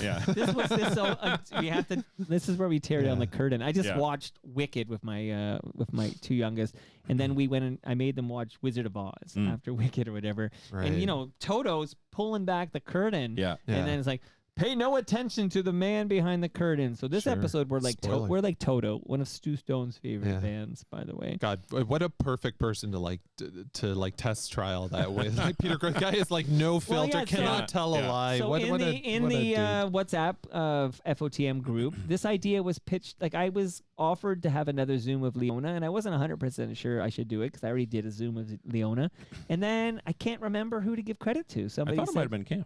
Yeah, it was me. Well, it was based on what's it called Off the Record when Michael Landsberg used to do this with wrestlers, and there's a great clip of him doing this with Vince McMahon. Right. It's like the Ultimate Warrior, and McMahon's like a complete lunatic. Okay. And it's like Jesse the Biventura, not as important as he thinks he is. Just such an asshole. See, what I love is hearing the breakdown of behind the scenes of how an idea comes to be. So you remember this Off the Record with FOTM Michael Landsberg. Yeah. He would do this with like Vince McMahon, etc. And then you suggested I do it with Leona Boyd. And then I'm like, okay, I would like to do that with Leona Boyd. So I said, okay, I'll have a Zoom with Leona Boyd. And I felt comfortable to do whatever with her because we have a bit of a rapport. But then I wanted to practice it. And I practiced it with Peter Gross. Yeah. And that was amazing. That was fun. Yeah. Well, it's again, and you're just picking up these little bits of Canadian media IP and just like resuscitating them. And you've done that with like Fromage and stuff and these other things. So God bless. So Leona Boyd was Zoom. Yeah. I thought another good Zoom this year though was Elfa Zappacost. Oh yeah, he was great. He was terrific. It was a good Zoom. Yeah. And you didn't have Lee Steinberg. I did not have. That was Lee was fun. He's an interesting character. Oh, and by the way, the Much Music retrospective was a Zoom. Absolutely. Yes, that's right. Retro Ontario moved to Port where Perry. the hell is he? Yeah. One of the ports. Port. But Leona Boyd was fantastic in hers. Could I just make a quick comment? Of course. Bit of a depressing episode. Just like a lot of like all my friends are dying type vibe. Yeah. Which, we'll all be there someday. She seemed a little sad. A little melancholy. Yeah. 100%. And the infinite sadness was detectable there as well. I agree with you 100%. It was a bit sad. Yeah. But I like the idea of taking this like Leona Boyd, this larger than life figure, classical guitarist, beautiful dated woman. Pierre Trudeau. Yeah. He dated incredible. Like this icon, right? And like sort of like let's just chat. Even though it might be a bit sad, like let's peel the curtain back and let's see what's going on here. I do think we need a name for that sort of guest. I'd put like Carol Pope in the same category, like doesn't quite know what this all is. Just because, like, from a different generation or whatever, but just kind of goes with it, too. Like, we need a term for that sort of guy. Yeah, an amenable boomer. Is Jane Siberry in that group or no? Yeah. I think so. Yeah. Yeah, because you're right. Sometimes they're like, I'm used to giving, I don't know, I got 7 minutes with like CTV Kitchener or something. I don't know. Yeah. And it's like, who's this guy and what's he doing here? Like, this is different. Media savvy, not hip to the TMU at all, but game. Right. For a conversation. And then the real tell you have one is like 25 minutes and they're like, when are we going to talk about my new single? Yeah. Exactly. Like whatever they got going on. So Leona had a lot to say about a number of people, including Tracy Chapman, who she did not like. Oh, yes. Yeah. Oh, my God. Jesus. Yes. Yeah. Talk a lot of shit about Tracy Chapman, which shocked me. Oh, my God. But it was... not since Liz Braun said Joni Mitchell's a complete B. Wow. But there was one person that you asked her about that didn't really get much of an answer, but the way that she didn't answer sort of stood out to me. So I'll just play that clip for you now.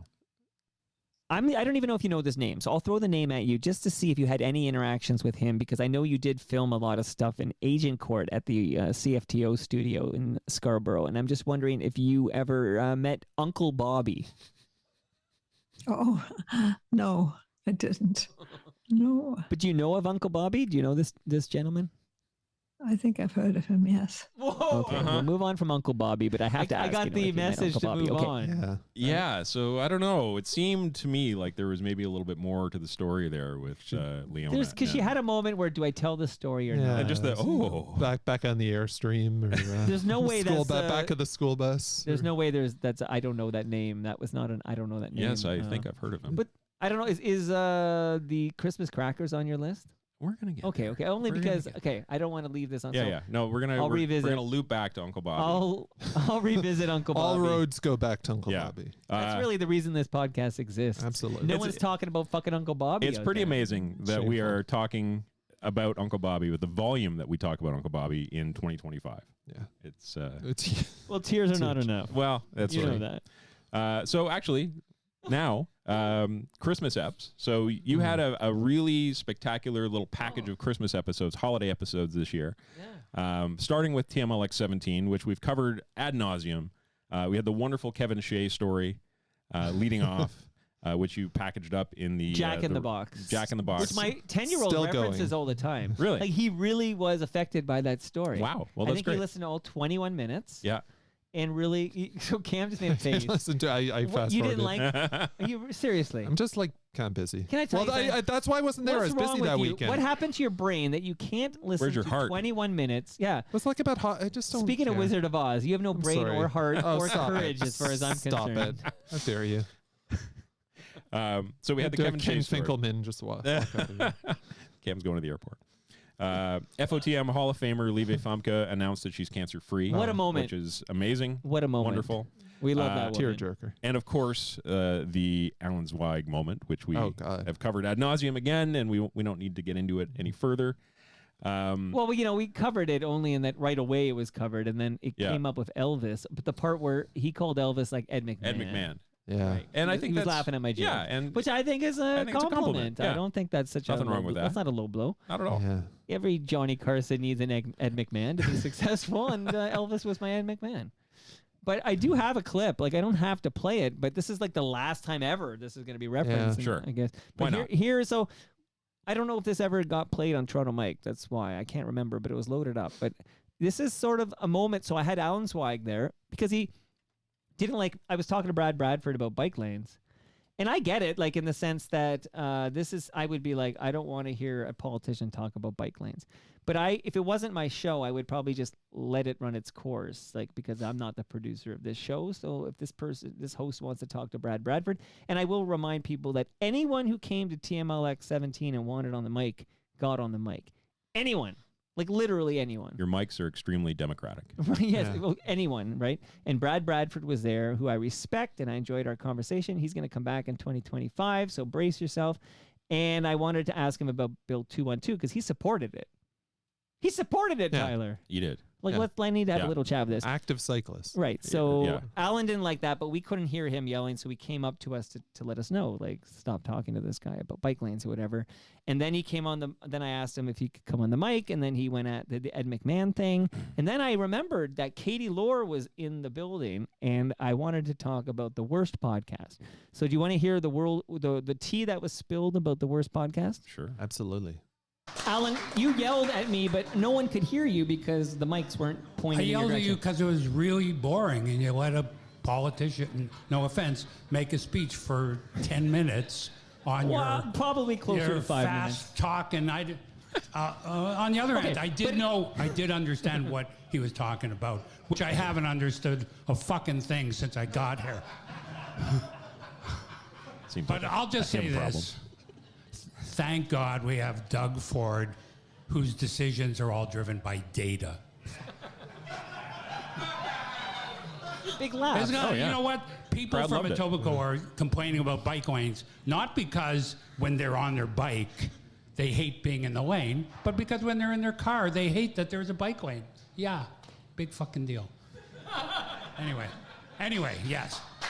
Alan Zweig, everybody. So, he entertained me. I drive too. Yes, it's harder to drive, but I imagine a day when there are more bike lanes and they're all safe and there's lots of people driving bikes. And if it takes longer in your car, take the fucking TTC.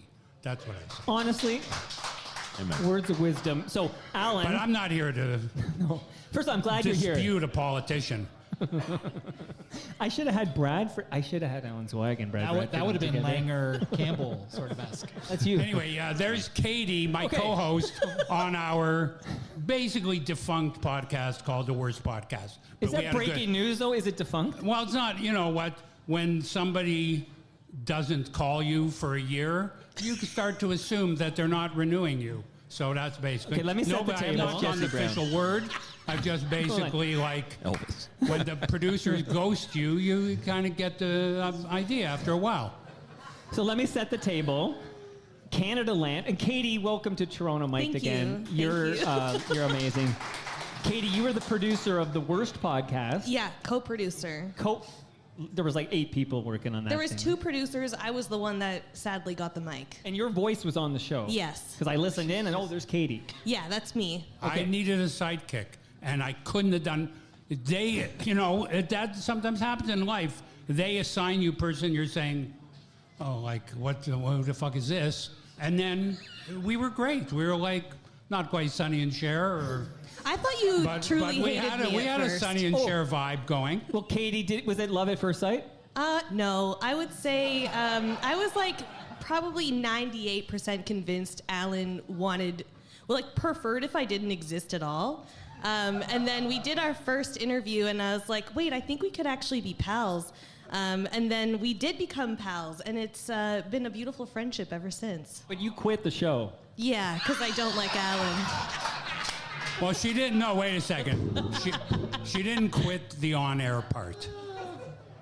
Yeah, she's still on the air if the show existed. Yeah. But you haven't recorded in a while. What? You have not recorded in a while. Mike, we were contracted for 6 episodes. We did 6 episodes, and now we're wondering what the heck is going to happen. So how long has it been since the last recording? Are we talking like 6 months? What are we talking? Who cares? It's over. Stop. Move on. This is Toronto Mike. That's not the Worst Podcast. Move on. Although maybe it is the worst podcast. He's programming your show. I know. He wants to hear flogging a what dead he's gonna- horse That's once encroachment. again. Come on. You know, okay, over 1 million downloads, Alan. Okay, Yeah. Ian's somewhere in the room. Can we get Brad I know, up but here that's to get 1,500 episodes. And if you love this If you kind had of banter, 1,000. you should 100% listen to the Worst Podcast. Okay, Yeah. so why is it defunct though? Katie, I'm going to talk to Katie first. Katie, you're no longer with the company, so you left Canada Land. Yeah. And you're working somewhere else now. Yeah, I was a freelance podcast producer, so Canada Land was one of my many gigs that I had.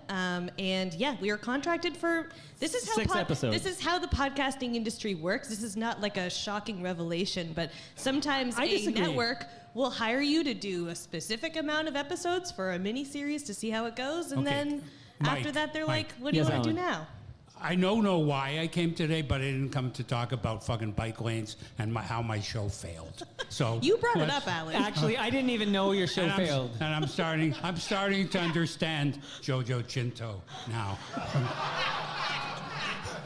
That's a good line. This is a pay-per-view portion of the show, really. So Alan knows, because we chat quite a bit. Alan knows, I'm a big Zweig fan. Yeah. Okay, This is when the I part- mentioned okay, the Rob let me hear Nash this part. episode, when Jeff Rogers turned me on to Rob Nash, he spoke about Steve Fogno. And he started talking about Steve Fogno on one leg ran across the country. You go to up any random Canadian who, with one leg, ran across the country. This is a story about you. This is a story about how he mentions Steve Fogno, And then I chime you in, mention right. my film. And I say there's How a does great... that does not, that's nothing for any of us to comment on. There's another No, thing of you literally how made the good movie was that I in that referenced. episode. Anyway, go No. ahead. Thank This you is, for... No, this is me saying to Rob Nash, there's a film you need to seek out to watch about Steve Fogno. I said it's an excellent film made by Thank you, thank FOTM you. Alan Zweig. You know what? I get hard every time you shout me out, so... thank you. All right, so it keeps going. I see this is a long clip here, but this is the tea being spilled about Canada Land, and I thought it was pretty cool to get the host of the Worst Podcast, because I followed it kind of closely, because I was curious what was going on there. Named one of the best podcasts or Canadian podcasts of 2024 by Amazon. Amazon. That's right. Featured in why is Sankofa the, Square. And I think the gentleman he refers to there ghosting him for a year is Jesse Brown. So I don't know, I never met Jesse Brown. I feel like Jesse's had a tough year. Like a lot going on over there. But what's his deal? Like honestly, Jesse's? No, Alan. Like, is this shtick? Like what? No, what is this? okay, wait. I don't know. Tyler's going to open up another open it beer, before we- and Yeah. then we won't spend too much time on this, except to say that I don't think it's shtick. Like, Yeah. I think he's kind of proudly a curmudgeon. He made a Yeah. movie called I Curmudgeon, right? Like, he's Right. proudly a curmudgeon. I don't think he cares what people think about him. Yeah. And I think and maybe this is what I'm attracted to, I think he's refreshingly candid, Yeah. and there's no bullshit. Yeah. Like, there's no bullshit. Like, he'll tell you to your face, I don't like this conversation you just had. But what I did, I've listened back now a couple of times. I'm not sure exactly, like, because when I heard Steve Fogno mentioned on an episode of Toronto Mike, I did mention that there's a great doc on Steve Fogno, which I love, by Alan Zweig. Right. I'm not sure he's like, that story is about you. He keeps saying that.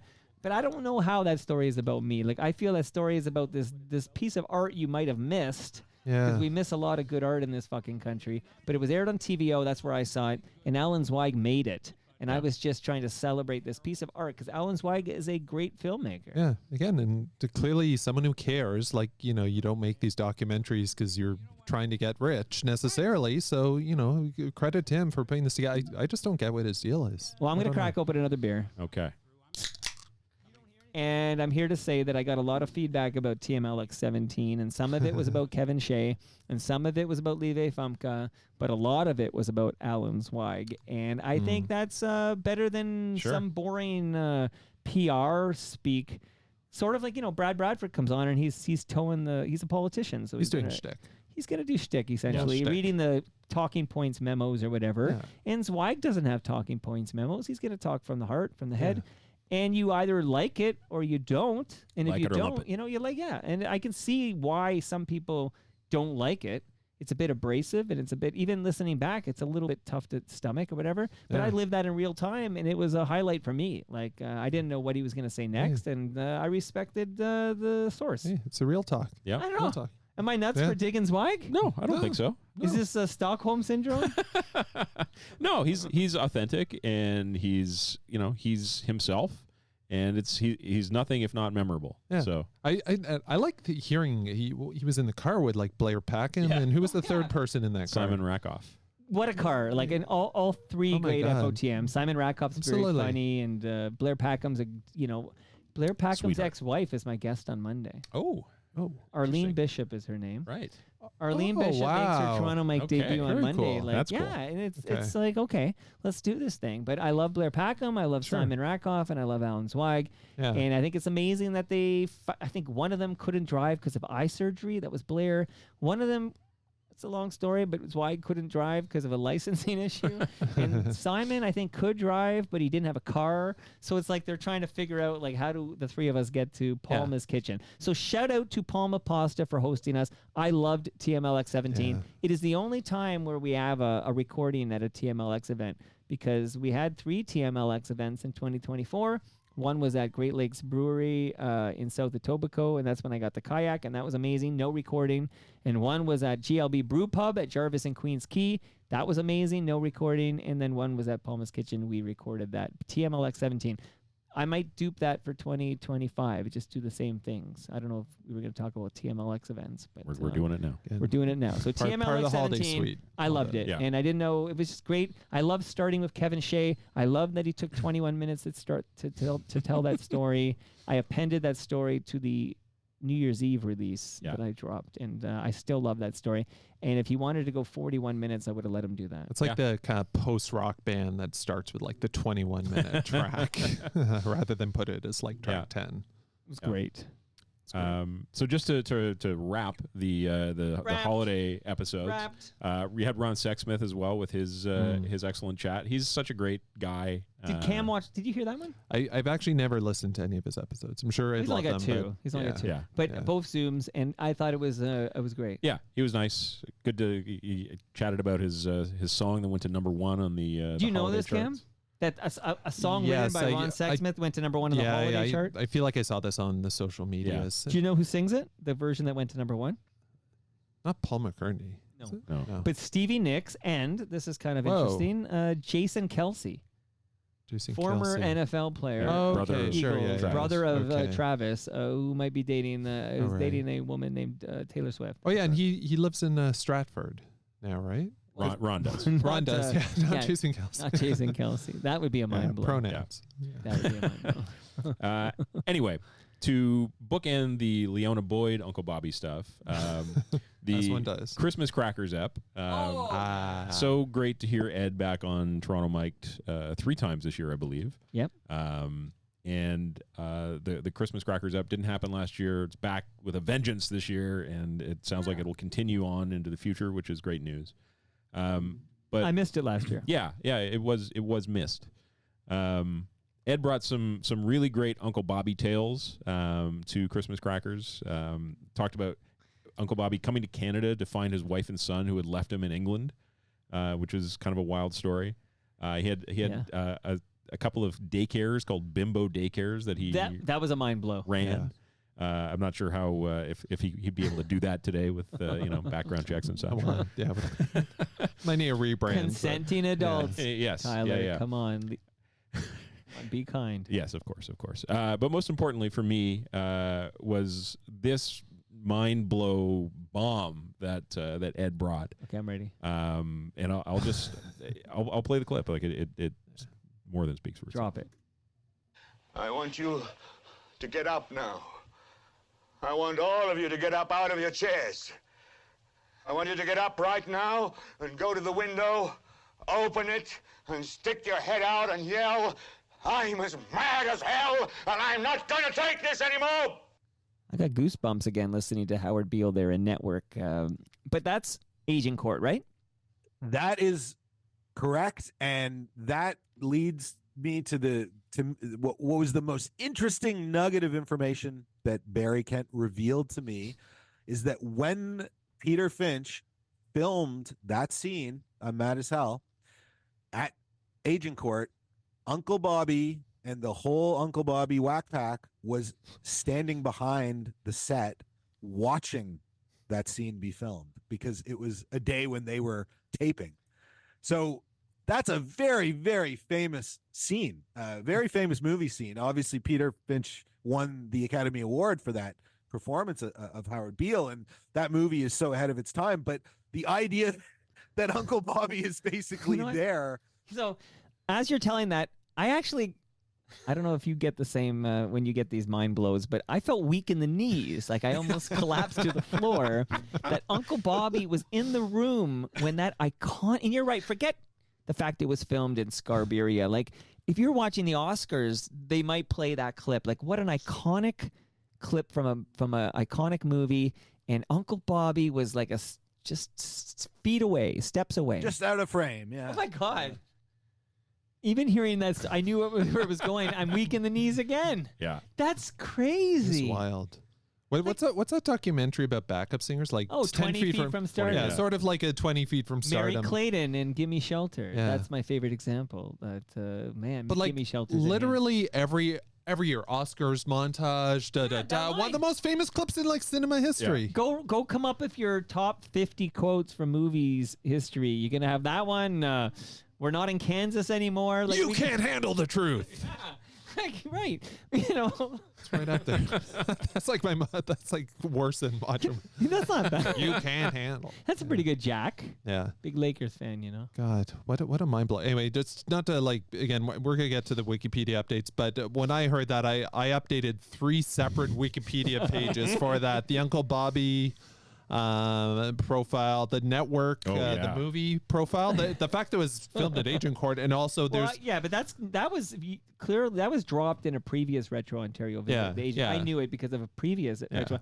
I would say, I don't want to make you can listen for whatever reason you want to whatever you want in this feed. I'm honored if you listen to anything in the Toronto Mike feed. That is the truth.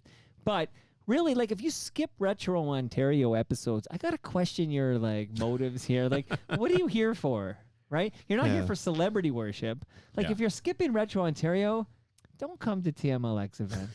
Right? Is that rude? No. Well, I was gonna say, like, famous, I think everyone knows certain movies filmed in Toronto, Good Will Hunting Christmas and Story. stuff like that, Christmas Story, Police etc. Academy. Jeremy Hopkins just did an episode about this. But this is like a core piece of information that should be in any retrospective.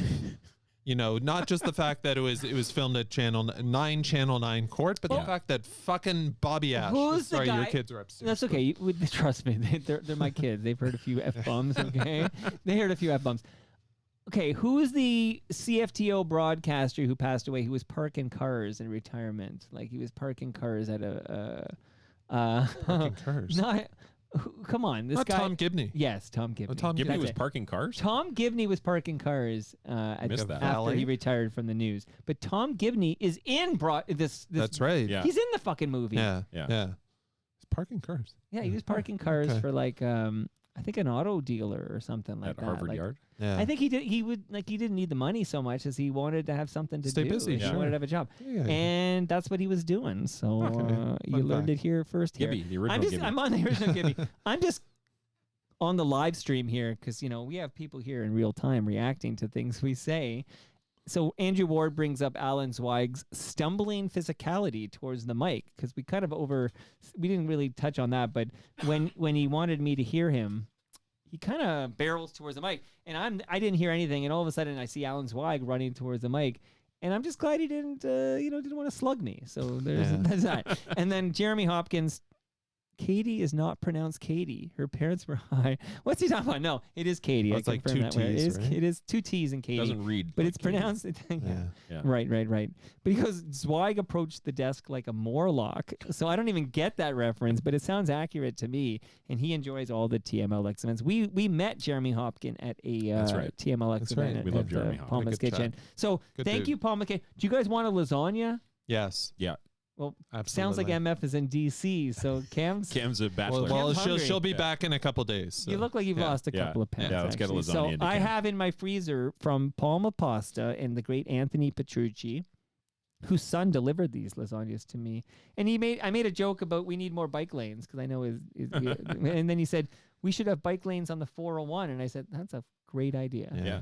We should have bike lanes on the 401. It's a great, and by the way, another, not an FOTM, but someone we lost in 2024, the patriarch of the Petrucci family. Do we not? That was Marsilio. Marsilio, yeah. No Marsilio, no Palma Pasta. Absolutely. So you guys are going to remember him when you chow down on your delicious lasagna. The best. And I have measuring tapes I'll get you. I don't know how many, if you have a collection of them now. I actually broke mine the other day, Did so you? this is timely. Oh, crap. I'm going to give you one. Excellent. It's courtesy of Ridley Funeral Home.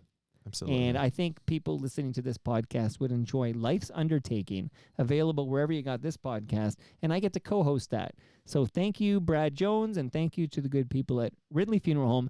And last but not least, and it was exciting that they renewed for all of 2025, recyclemyelectronics.ca. That's where you guys go when you got the old cables, Every the time. old tech. You go to recyclemyelectronics.ca.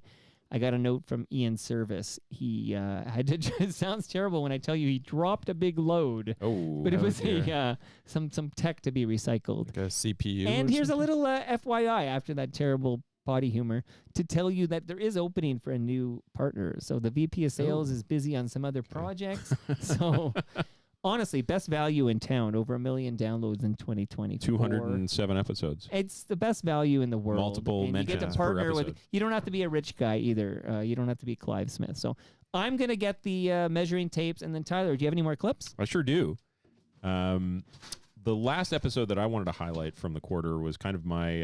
Look at that, measuring tapes. Measure what you wish, Tyler. I don't need to know about Into the it. pile. Is it for measuring my coffin? How many? Do you have a number of how many times? You know that what? I joke came up? should have tallied. See, I that don't up. react to it anymore because Yeah. it's like I don't want to make them feel bad. Yeah, but, yeah. but that's a very It's common weak. joke. It's weak sauce. But it's hard to like lay off the belt high fastball. Yeah, Totally. you gotta Right? you gotta take a swing at that. You gotta go for it. Yeah. My Like sleeper. Ricky Henderson did in '93. Oh, what a fuck. walk off. Man, oh man, he God. just. Ricky. I love when Ricky goes deep. Greatest of all time. You know it. He really is. Yeah. Like, you're Mitch really Williams fucking is, didn't like him dancing on second, and he did serve up a. He got in his head. yeah. Rent Well, free. He, you know what? I did talk about this with Elvis in the Festivus episode. I've revisited that moment, and I'm giving much more credit to Ricky than I did initially. Yeah. No Ricky. And no. Cam saying he's Joe. not sure. Well, I just feel like Mitch Williams was pretty rattled that entire Yeah. postseason Okay, from what I recall. but the greatest base stealer in the history of the game is dancing on second base, and he's the It's tying not, run. not helpful. You're in He the was ninth distracted. inning. You're in the Yeah. ninth Yeah. inning. He's the tying run. Yeah.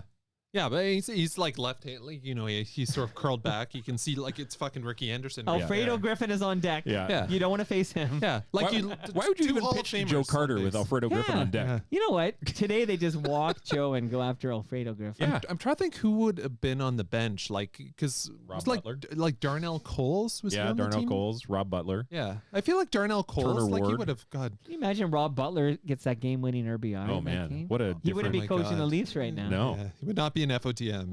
If, he'd be like the He would- Paul Henderson type if he. Who did said that. no to me at the Joe Carter Oh. Classic? The only athlete Wow. that Tim Herron. I hope. Hello to Tim. Hello, Tim.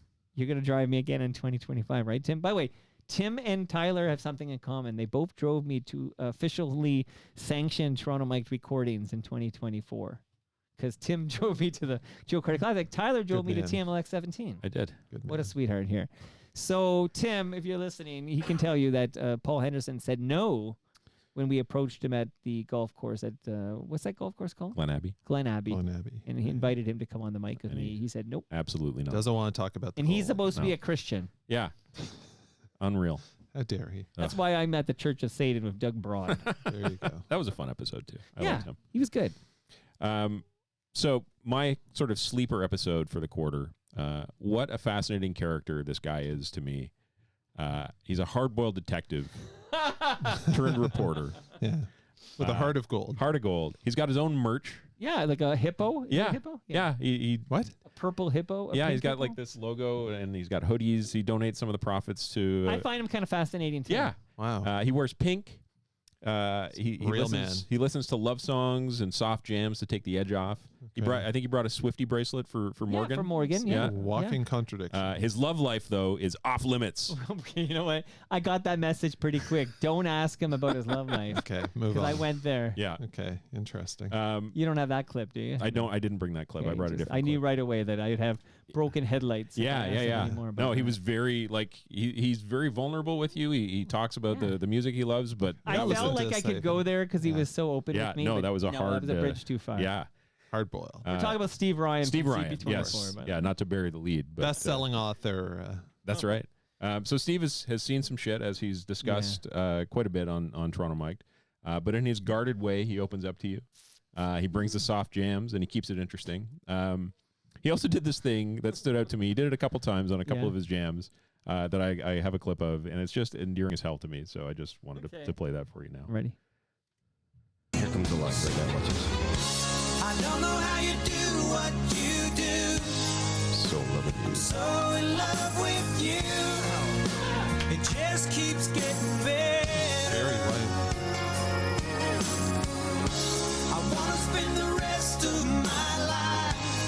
side. With you by my side. Forever and ever. Forever and ever.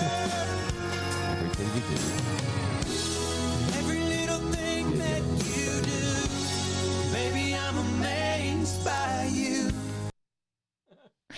Yeah, Wow. he vocalizes Yeah. the next line. Yeah. But he says it like he's William Shatner. Or he says it like subdivisions. Or like the deep voice guy in Boys to Men or whatever, right? Like That's you- right. you know. What is that song? Baby. Is that like Garth Brooks Subdivisions? or no? Oh, that song? Amazed by Lone Star. Lone Star. Okay, I've heard that song. Like that's a Oh, really it popular. was you, yeah. couldn't, you honestly couldn't miss it. Yeah. You don't have to be a country singer. That's Tyler, by the way. Yeah, that was all me. the bells and whistles. are airdrops. Tyler Yeah. Campbell. I'm just making moves Is over that here. your wife messaging you when you get home?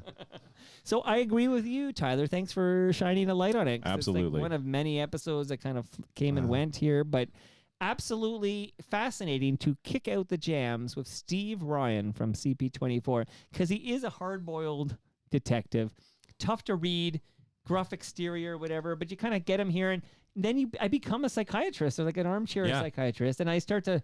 Let me see if I can find out what's beneath that hard exterior there. And then that becomes my job for like 90 minutes. I think the fact he shows up, again, someone who has, we all wear masks, is he's doing a bit of shtick too. Right, like Bobcat. But for whatever reason, this guy came back to kick out the jams. So clearly he's into it, being down here. 100%, yeah.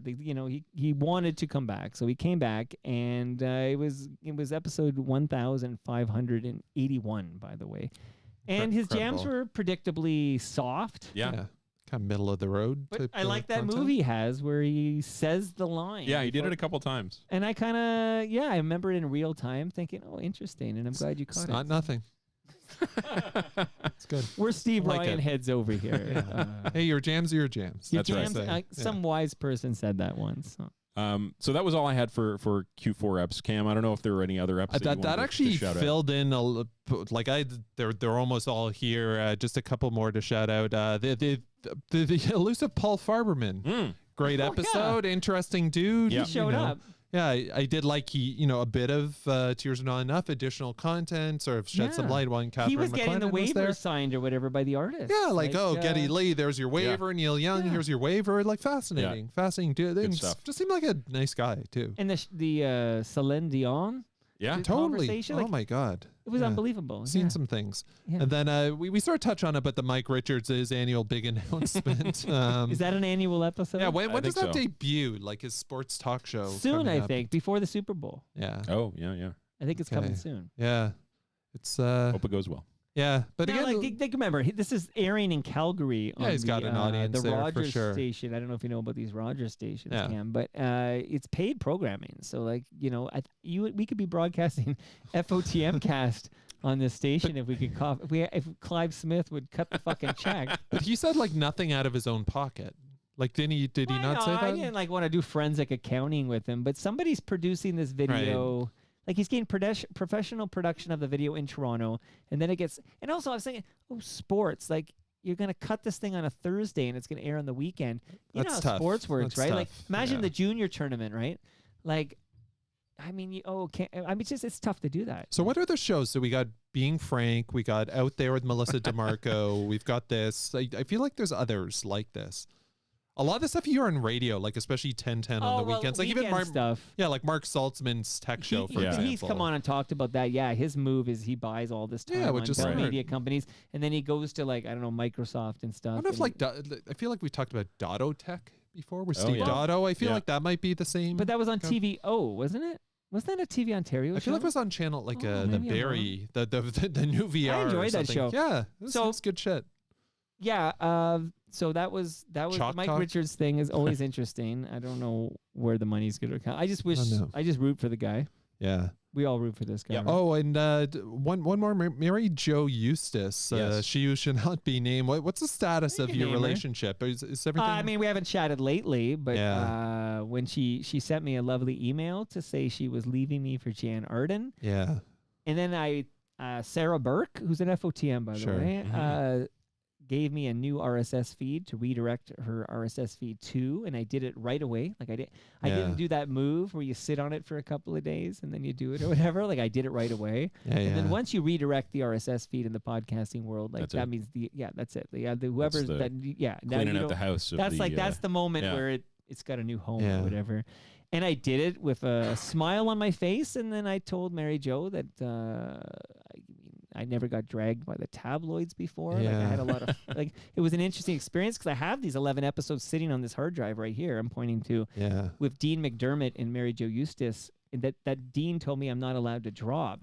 I thought it was fascinating content. Like Mary Jo's parents are on it, and he apologizes to Mary Jo's dad, who now is suffering. We learned in that episode that I recorded with Mary Jo that I co-hosted a show with Mary Jo before she moved it to the Sarah Burke Woman in Media thing or whatever, but where we talked about her dad having dementia, and he's in a home now because of his dementia is so far gone. But I have this recording of her dad, hearing Dean apologize for what he did by like cheating on his daughter and leaving the, Are you basically redoing the episode? No, I mean, I publish. Dean said I couldn't air it. He didn't say I couldn't talk about it. Okay. So, but I have all this. Like, this was quite a wild ride to do this show, and I met him through the Feminine Warriors, and then Bob Willett told Mary Jo Eustace what I was up to, and then it all came together, and we did this thing, and then the tabloids when it ended, and then we repurposed it and pivoted to make it Senior Bitches, and then we hit #1. And then I redirected her RSS feed, and I haven't heard from her in a while. Like, she's cool. I think we're all fans, but God, like I don't know if any other guests you've been sort of, almost like in sort of the third rail people TMZ kind of universe. It's wild. No, that's like my Toronto most tabloidy moment. I'm trying to think what would be #2 in this case. Oh, I don't know if there is a #2 because. For whatever reason, the tabloids seem to love the Mary Jo Eustace. They love the Tory spelling McDermott angle, and then Mary Jo was like part of that story. I feel like Tory's people are just dropping little. Like she lives and dies. She needs that. Like that's like her fuel or whatever is the tabloid stuff, which is foreign to me. But I mean, I didn't get named, but you remember the story is that Mary Jo and Dean had have current tense a son named Jack. And Jack's Instagram included this long thing about how I betrayed, this producer and this unnamed producer betrayed Dean McDermott's trust. And this is all bullshit, by the way. But anyway, it all got. Then People magazine quoted the Instagram story, which Mary Jo promises me was her son was doing that because Tory's PR people had him do it or whatever at a vulnerable time or whatever. So there's this Tory PR machine influencing this Jack's Instagram, who's Mary Jo's son. And then people pick it up, and then that's how I get dragged. There you go. There you go. But anyway, first time for everything. Love Mary Jo because she's a sweetheart, and I haven't heard from her in a while. But at some point, if she's in Toronto and she wants to meet for coffee, I would happily do that. It's funny. Like a quarter's only what, like 12 weeks, 14 weeks. These seem like these were so long ago, and these were like recent. These were like just I have a couple of notes, few short weeks ago. Because again, if you're new to FOTMcast, the wrapped segment is the long one, and then they're much shorter. Yeah. Because so this is why it's going so long. Filter downwards. But I just want to give a shout out to the second visit from David Marsden, because Marsden dropped by. He looked great. The long hair was flowing. Good luck. And we got a long one-on-one chat. He shared some like untold John Lennon story. Spicy John Lennon story. Yeah. which I actually carved out and made a YouTube video that got shared amongst like some like Lennon heads, some Beatle heads. He was slightly mean. A few of those you might, he was mean about blind people.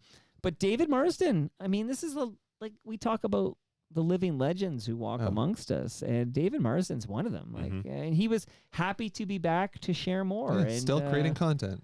Yeah, he's in his 80s now. Yeah, and he was amazing. Inspiration. So I loved my David Marsden episode. I do want to shout out Gare Joyce because this whole this thing where I found on his Substack this audio piece called "The Fall of '87," and we're all similar vintage. Yeah. 1987 Blue Jays story, even saying those words, it's like, it's haunting, right? Yeah. And this was a great documentary piece that was dropped in a Rogers podcast, but then was deleted at some point. I think because it uses music that's unlicensed, but it was eventually deleted for whatever reason. $2.99 Queen. Which apparently is imminent, the dropping of we'll 299 see. Queen. We'll see. But Garrett Joyce, I said, hey, Garrett, can I just drop this in my feed? And Garrett wanted to confirm with the producer, who's no longer with Sportsnet, like what he thought about it. Bottom line is, I dropped it in the fucking feed. In the fall of 87, I had nothing to do with it. But I just dropped it in its entirety, and it's fantastic. And it's a shame that, we talked about parts of the internet being deleted. Yeah. That thing was gone. Yeah. It was really good. You've done this with, I feel like some CFNY content, kind of again. I do it public because service. I'm trying, and I mean, Spotify spanks me and removes it, but I don't care. And nobody from the Red Company reached out to you about this? I never heard a word from Rogers about the fall of 87 being in the Toronto feed. Good. So you mentioned Chantal Kraviagic, personal highlight. I just want to say the Rob Nash episode was interesting to me. I thought he was great. He was great. He was right after the Ralph Benmergui, Brent Bambury episode that you talked about, where I got the heck out of the way. Andy Kim came by, and always interesting with Andy, but I'm going to play a clip of something Andy said. This is Andy Kim on Toronto Mic'd. Oh, I got to do it again because I see it's way down in the mix here. Okay, let's bring that up. Let's do that again. Okay. I'm going to go on record as you're the only one that I've ever spoken to that just gets it all. And I feel so comfortable just talking about anything with you. Sometimes, you're there and you're having a conversation with someone and it's preordained. They've asked the question, right? They've written the question, and right. So how tall are you today? That one. And I still remember our photos. I got up this morning, and I knew that I had to do television and do all that kind of stuff. But I kept thinking about you, because here I'm relaxed. I'm not thinking about, okay, is the camera angle good? Is it not good? Is this going to be... I just knew that you'd be in a good mood. So kind words from Andy Kim, and I took them to heart. I was very honored and flattered, and that was another episode I thoroughly enjoyed from the fourth quarter of 2024. And because it's gone on long enough, unless you have anything to say about it. I was just going to say, I almost put him in like Chantel in the bucket. Like, these are people like deep into like show business too, but clearly came down here and just roll with the punches and have the affection, really into it. 3 times I think he's been down here. Yeah, it's awesome. It was awesome. And I know Tyler alluded to it off the top, but I was, even though I didn't do it for any money, I was really honored that I was asked to moderate this panel at the Red Room of the concert hall with the Gary Top book coming out. And I did, when I got the list of panelists, I said, oh, this guy's been on, but these people haven't been on. And I just basically did my best to get them on before the panel. I think that's why the panel worked.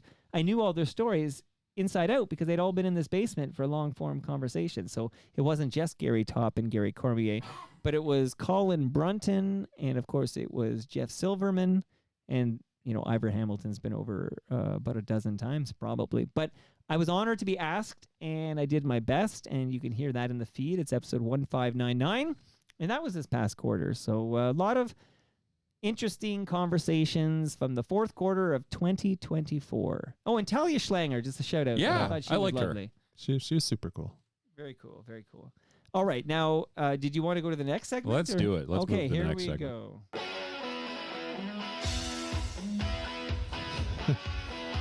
It's Midtown Gord. Where's he? Well, he's a Lee Aaron guy. Oh, I thought this was... Oh, right. This isn't Lee Aaron. Biles. Anna Biles. Right. Shout out to Christopher Ward. Redacted. And it all comes back to Stephen Stone if you talk Christopher Ward here. But Forgotten CanCon, now I have one from each of you. So do I just play the Cam one and then we talk about that, and then we do Tyler? Is that cool? All right, this is the song. Again, I haven't heard this. I just got a link to a YouTube page and then I converted it to MP3. Yeah. So here is Cam Gordon's Forgotten CanCon.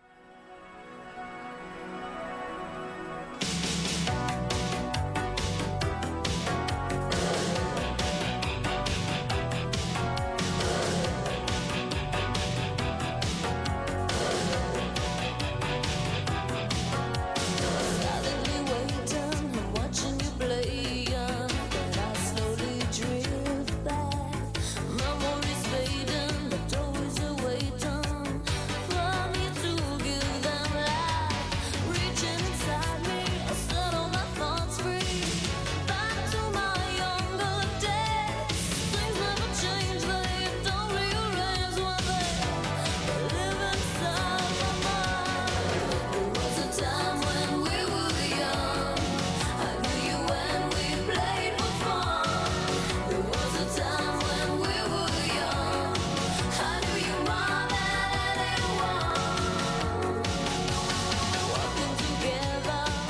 So that's No Doubt. That's not No Doubt. It does sound like Very. Because it has to be CanCon. No. Yeah. Oh, sorry. No, this is actually, we've talked about this band before, 1 to 1. Oh, You yeah. remember Yeah, Angel in My Pocket, Yes. and they had another song in one of the other CanCon episodes, but this song is like, I didn't realize this was also 1 to 1. And I feel like we need a term for this. Because I was going through looking for options. I heard this. I'm like, oh my God, this sounds like No Doubt. And I thought I was maybe the first person to think about this. She does sound like Gwen Stefani. You go on like YouTube, everyone's saying, oh my God, it sounds like No Doubt or something. So similar to like Dick Van Dyke, Penis Von Lesbian. I remember thinking of that in the 90s and thinking, oh, I was the first person to ever think of this. Then you Google, it's like Well, everyone. Mary Tyler Moore said it on a big talk Yeah, show. so there needs to be an expression for that. But this song came out in 1985. So wait a minute. Yeah. This is a complete blind spot to me. Yeah. I don't know what I'm listening. I mean, I don't remember hearing this. If I So heard it, you don't know this, Tyler? Do you know this? I do not know that. I know 1 to 1. I know Angel in My Pocket, but Yeah. I don't know this one. And 1 to 1 This is also saying 85? "Hold Me Now, Hold Me Now." That's I want to Thompson hear. Twins. Not Right? Hold that. me now. Yeah. Oh, hold my heart. So yeah, this was a pretty big hit in Canada. This was, I Really? think, a top 40 Let hit. me give it a bit. Like, Yeah. The chorus. you know what it sounds a bit like? Like a little Bananarama-esque. Yeah. What's this the song called? There Was a Time. There Was a Time. So this was a hit in Canada? So a hit, not just in Canada, in the U.S. too. This was like a minor hit in the U.S. Hit number 92. In 85, Yeah. I'm listening to a lot of 680s CFTR. This was definitely on CF. If anyone's in the chat remembers this, I thought this was like quite a popular song. I was debating, You know is what? this even Moose forgotten? Grumpy's in that chat because Moose Grumpy says, "Hey, don't forget my prize-winning tape measure." I was going to say, well, Moose Grumpy, she'll remember this. Okay, let's remember some I gotta jams. say, you're great at these forgotten CanCon because I completely forgot Yeah. that episode. By the way, Andrew Ward's in the chat and he says Talia Schlanger was his favorite episode of 2024. YYZ Gord, go. by the way, remembers it. Okay. J-Ho remembers it. So me and Tyler not remembering that. I tried to find Moose this. has heard that song. This feels like something like Wise Blood could like tell us in like Oh, I'm 2 sure. seconds, but Yeah. I feel like this Why was isn't in he on the live stream? I feel like this was in What's a he got going commercial, on? like a Just Say No to Drugs type commercial or something, or on a Oh, TV interesting. show or something. Huh. So anyway, if anyone knows, yeah, everyone's heard this Well, song. if you can find the singer of that song, I'll put her on Toronto Mike. Well, and we'll do a deep dive. you could. Her name is what's her name? Louise Rennie. And again, we went through this on past episodes. So this band later became Sal's Birdland, and then later a band that we did here on CFNY Not, Artificial Joy Club, had a song called Sick and Beautiful, or Sick But Beautiful. Do you remember this? Not yet. I'll get Scott Turner. Sort on of in the mine, too. same, like when Joy Drop came out, and then there's Well, that song Artificial was called Joy Club. Beautiful. Yeah. But we're also one of the few Canadian bands to play at the original Lollapalooza tour. That's amazing. Yeah, alongside FOTM, James B., who famously shit. said he was on the tour even though he just played like one show in Barrie, and also the Tea Party in one day. Did They you see played in James Quebec B City. had a GoFundMe so he could kind of recover from an ailment? Yeah, I he seems missed like that. he's in the country this is- somewhere this or is a- something. A reminder that how precarious the lives of these Canadian artists are. Like we have. I know this because I had a hospital stay recently. They didn't send me an invoice. Like I Yeah. pay for my blood thinners, but the whole doctors and the neurologist I was seeing and the hematologist I was seeing and still see, they don't invoice me because of OHIP. Right. Like, so it's wild to me, these Canadian artists in Canada, that they're so precarious that there's GoFundMe. Yeah, like we got James. We got who's the 640 guy? Stafford. Was it Mike Stafford's is a different thing That's a because he bit- didn't get severance when he got fired. Right. And he did a poor job of saving his money. Yeah, but regardless, like he's out, he needs some help. Right. But there was just this story about this former MPP who's like living like it's just. I think he was a city I don't know. councillor. Wasn't he a city councillor? I think he was, and I think he worked in like some MPP's Okay. Is that office. okay? Yeah. But I did hear this story. Yeah, but I'm just saying, it's like these are the people like they seem like they're famous, they're big deal. We see them on TV, hear them on the radio. But they're an ailment. They're a heart condition away from needing public support, GoFundMe. Yeah, especially in Canada, like nobody's that famous. No, this isn't unless you're Chantal Kraviachak or the Bob Nelvana McCowan, guy or maybe. someone, or Bob McCowan. Yeah, nobody's living off their This residuals. happened to any of us, really. really? It's John just like a good Derringer, reminder. maybe. Yeah, Maybe. Well, yeah. Anyway, so yeah, there was a time 1-to-1. And just a final comment. This band was from Ottawa, and again, we went through this in the past episode. Luis Rennie and Leslie Howe, the two signature people in this band, were very instrumental in getting Alanis Morissette to transition from kind of the dance pop queen to sort of the Alanis Never Morissette too we hot, all know. never too cold. Exactly. And then the last piece of content I saw with Luis Rennie. Did you know Alanis Morissette was living in the GA building? Did you catch that nugget? In the GA episode? I thought and like Tom Green was in there too. Oh, maybe it was. I think it was Tom Green. Why did my brain? I you know get why? them mixed Ottawa up too. celebrities. Yeah. I made a joke about Alanis maybe, and they goofed because the guy was very sarcastic. Yeah. And he probably went with as a joke, but in the moment of these like real talk fact gatherings, I can't have jokes. I need real facts. Right. And I think I made the joke, and he went with it, and it went in my brain as a fact. Okay. It was Tom So Green. it's My apologies. Bit to of the Alanis. Mandela effect. It was there. Tom Green. It was Tom Green, everybody. Anyway, the last piece of content I could find with Luis Rennie was from 2021, a segment on CBC News. I don't know if you guys ever spent much time in Ottawa, but she was in a segment about the closing of I don't know if you say how you say this, Zaphoid Beta Box? Oh, Zaphod Beeblebrock. Yeah, kind of like their version of like Lee's Palace. It was in Byward Market. Byward Market, Yeah, yeah. that closed Yeah. a couple of years ago. So she was just talking with 1-to-1 was coming up. She played there. Tom Green was in the same segment. The Booker. It was kind of interesting. A bit of That is local interesting, content and I from have a Ottawa. name of this counselor who has fallen on hard times. His name is Lorenzo Berardinetti, right? A good Irish guy. Oh, wow. And he's a counselor that awarded Mike Myers with his street sign in Scarborough. Which I think Mike Myers cried at that. I remember, like he was quite like emotional. I could see when that. I got Yeah. that. Yeah. You know, he cried when Nikolai Borchevsky tipped that puck. Didn't That's we all? Osgood, right? He's apparently a prickly That was dude, Tim too. Shovelday. Tim Shovelday. Tim Good Shovelday, memory. right. Good memory. Good memory. And in the big quote afterwards, because I tell my oldest all the time, unbelievable. Unbelievable. Yeah. And the passion continues I have that VHS on cassette. VHS around the corner. Oh, yeah. Passion We'll Returns. watch it after. We'll get the kids. They'll love we it. should record ourselves watching the With Passion Damien Returns. Cox with hair. Oh my God! Like a watch along of that would be like. Let's make that incredible. happen in 2025. Yes, let's and do write that. this down, Yeah. Tyler. Okay, so yes, Lorenzo Berardinetti fallen on hard times. Yeah. All right, and that's a great CanCon that was forgotten by me, even though everyone else seemed to remember it. But I got Tyler. Yeah. He's got a forgotten CanCon, so let's listen to this one. I feel I should talk up the intro. Let's It's get minus Steve Ryan 5 over degrees here. This is here a in, Steve Ryan jam Toronto. for sure. Yeah, he would fucking love this song. Yeah, be careful out there. Oh. She thinks she's gonna change the world. Puts it down on paper. Sends it to no one. Leslie gets a phone call. Anything? Not yet. Tells her that it's over. Wipe the stars I need a chorus. I need a chorus. It's coming. I need a chorus. Talking survival. Jimmy loves Marianne. Kind of yacht rocky. Yeah. Very much so. Wait a minute. It's not Joni Loves Chachi, is it? Is this a theme song from Joni Loves Chachi? Why was he Gordon watching Cam on the live stream? Trying to come up with this fucking song. Running fast and going nowhere. So you know this song? I do. I got nothing. Is it a Hamilton guy or something? No, well, there's a Hamilton connection to Of this. course, that's why you know it. Yeah. All right, tell me. I This don't guy know it. Crowbar. All right. So, not to step on Cam's toes, this is his bread and butter, but this song has been banging around in my head for about 40 years, and it comes to the front of my mind every once in a while. So I thought maybe by talking about it, I could just get it out of my head forever. Yeah, do it. So this is That's what we're here for. This is The Haunting by a Toronto band called The Front.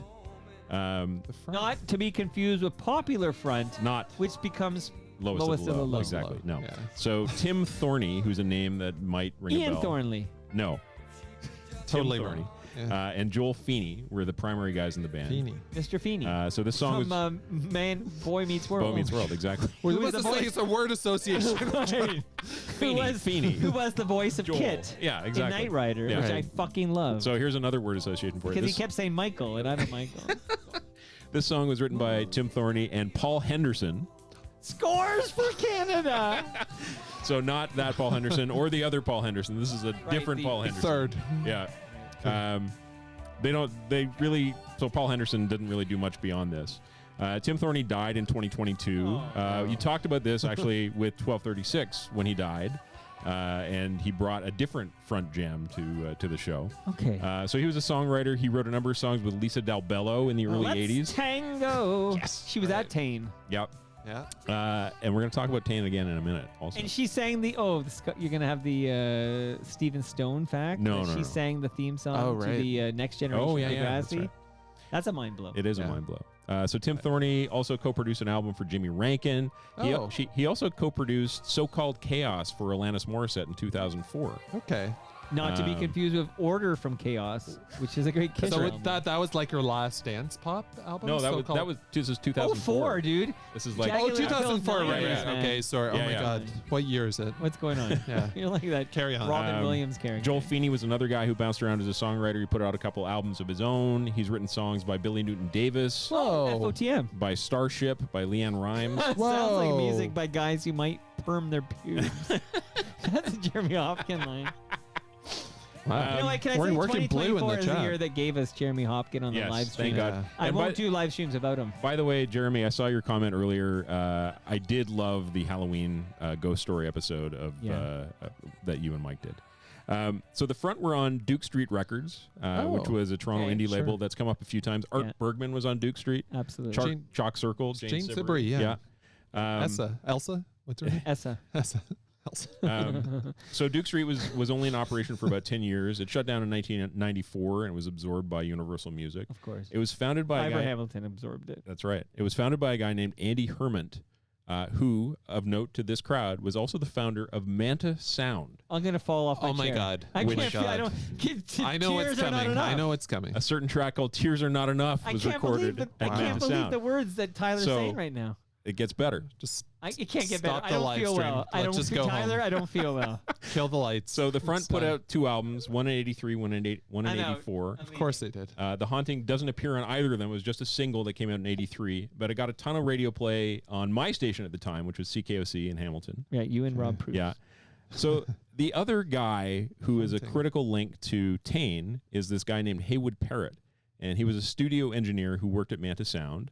Okay. He was one of the engineers on Tane, and he's playing keys on that song. Thank God. The Haunting by the front. So it all comes You know back to what? Tane.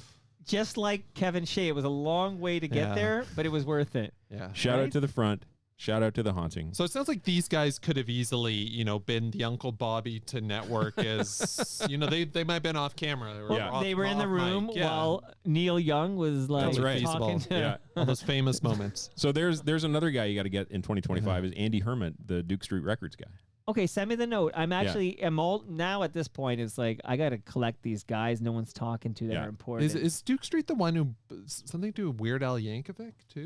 No, What that's am I Attic thinking Records. of? Attic. Attic, Okay, right. Al Mayer. Yeah, which was also Maestro. And his partner also died that same year, I believe, Williams. Right. Tough year for Attic. But that's where Kevin Shea worked. Because Kevin Attic. Shea was Oh, at God. Attic. Oh, my He was God. shepherding around Weird Al Yankovic and a certain FOTM, who I won't say more about, but Weird Al had an appointment with her every time he visited. You know what I'm talking about? Oh, There's an FOTM who I guess I can say it without saying her name, but there's an FOTM we did who discuss was a this. lover of Weird Al. And when Weird Al would come to Toronto, because Attic Records would distribute his albums in Canada, he'd come to Toronto for the press and do Al TV and all that shit on Much Al. What was it? Al Music. Al Music. Al Music. Yeah. On MTV it was Al TV, but that's here right. it was, and I loved Fake interviews. Yeah. Love that very much. But Kevin Shea would be like the babysitter for Weird Al, and part of that was making sure there was time with this FOTM. 10:30. Yeah. Okay. You have to remind me off. I'll tell you. I remember you afterwards. told me this before. Yeah, I'll tell you afterwards. Absolutely. It's incredible. Okay, that was awesome, Tyler. Honestly, I'm glad Thank you for you're on indulging me. board. Maybe one Yeah. day I'll also contribute a forgotten. I'm like hand verklempt, on, like, after you know, hearing all this. It's a It's a lot. lot. Okay, but It's a yeah, lot. Attic Records. Shout out to Ridley Funeral Home, Al Mayer, but he died last year, not this year. So, you know. He's dead. All right, you ready? Yeah.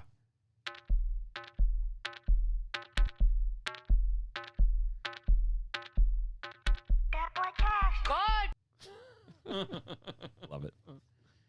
WikiLeaks. A WikiLeaks. Okay. A nation turns its lonely eyes. To Yeah, Pam we Gordon. can go through these pretty quickly because we've actually touched on a few of these. How far into this episode are we, by the way? I think we just hit the 2-hour mark. We're at the 2-hour mark. I can't believe it took 2 hours for the name Mike Bullard. Oh my God. To show up.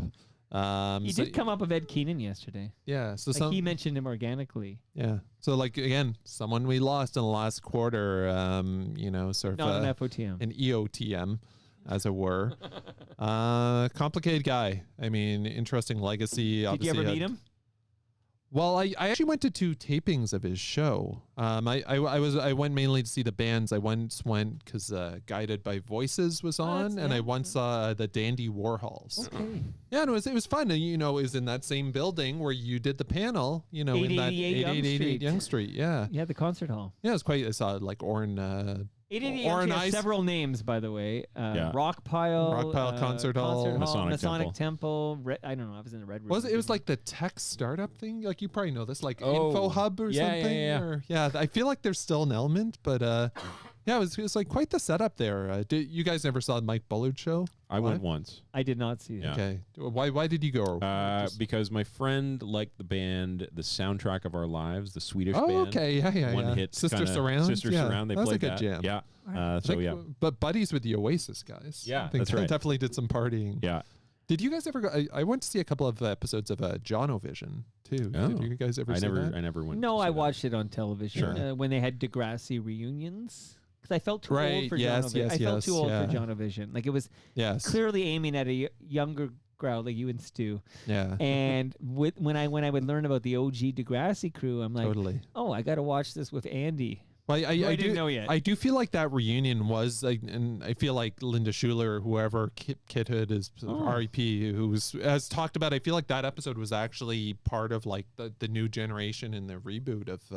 And you're telling me Degrassi. Steven Stone is going to come up in this episode? He's actually not. Well, he actually has already come up. Yeah.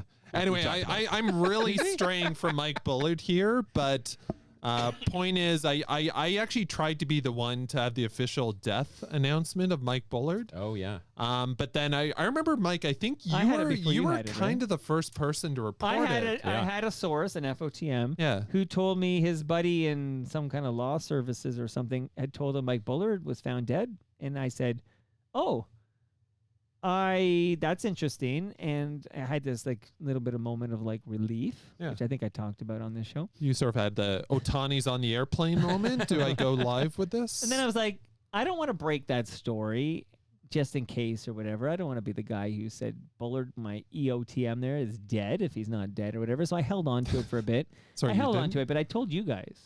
I remember this very clearly. It was hey, Saturday night. Source. Yeah, it was late on Saturday night. Yeah. It was almost, you know, the Cure song, like 10:15 on Saturday night. It was almost around that time. Right. I remember you had it and you tweeted out and eventually I confirmed it with a few there's an FOTM who does comedy tours with him, and I checked it with a couple. And then once I had a couple, unlike Norman DaCosta, you get multiple sources before you go live Norman with something. DaCosta. Yeah. So I had multiple sources tell me Bullard was dead, so I tweeted it. Yeah, but again, I didn't tweet it with. I didn't want to put any like happiness on it because you know I literally just said just the facts, and I think I said something like, Mike Bullard passed away earlier today. Like that, and then people read into it what they would, because a lot of people kind of read glee into it, but there was no, like, it was just Mike Bullard passed away earlier today. Yeah. So you're reading that because you know what I wrote about and said about Mike Bullard in the past. Which he made my life a living hell for a good long time in the summer of 2022. Well, just a few days ago, we had a similar situation where Dave Winfield put on Instagram a photo of him and Ricky Anderson, and we're like, oh shit, is this true? You know, sort of Toronto Mike Bullard, Ricky Anderson, Dave Winfield, sort of different genres, obviously.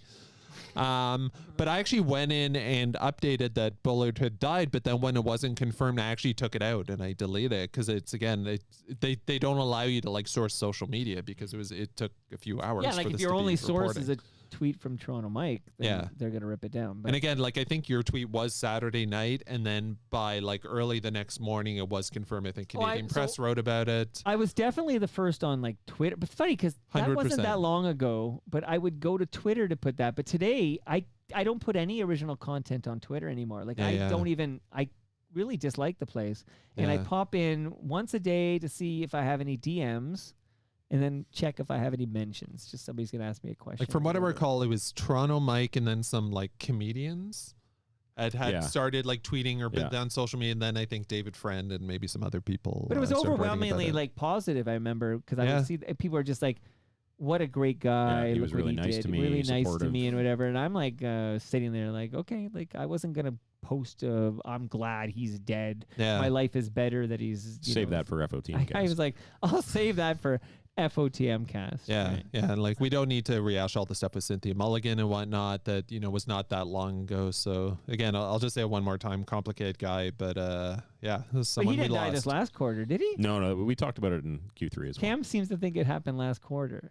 That's why he's Oh, got was that. it? I was it October 13th. Is it? We talked Is about it it. last? No, I thought we talked about it in Q3. Well, we did it late though. Maybe that's why. Oh, 'Cause that's probably why. Because Cam kept globetrotting. Yeah. That's probably why. I don't know. Like I'm.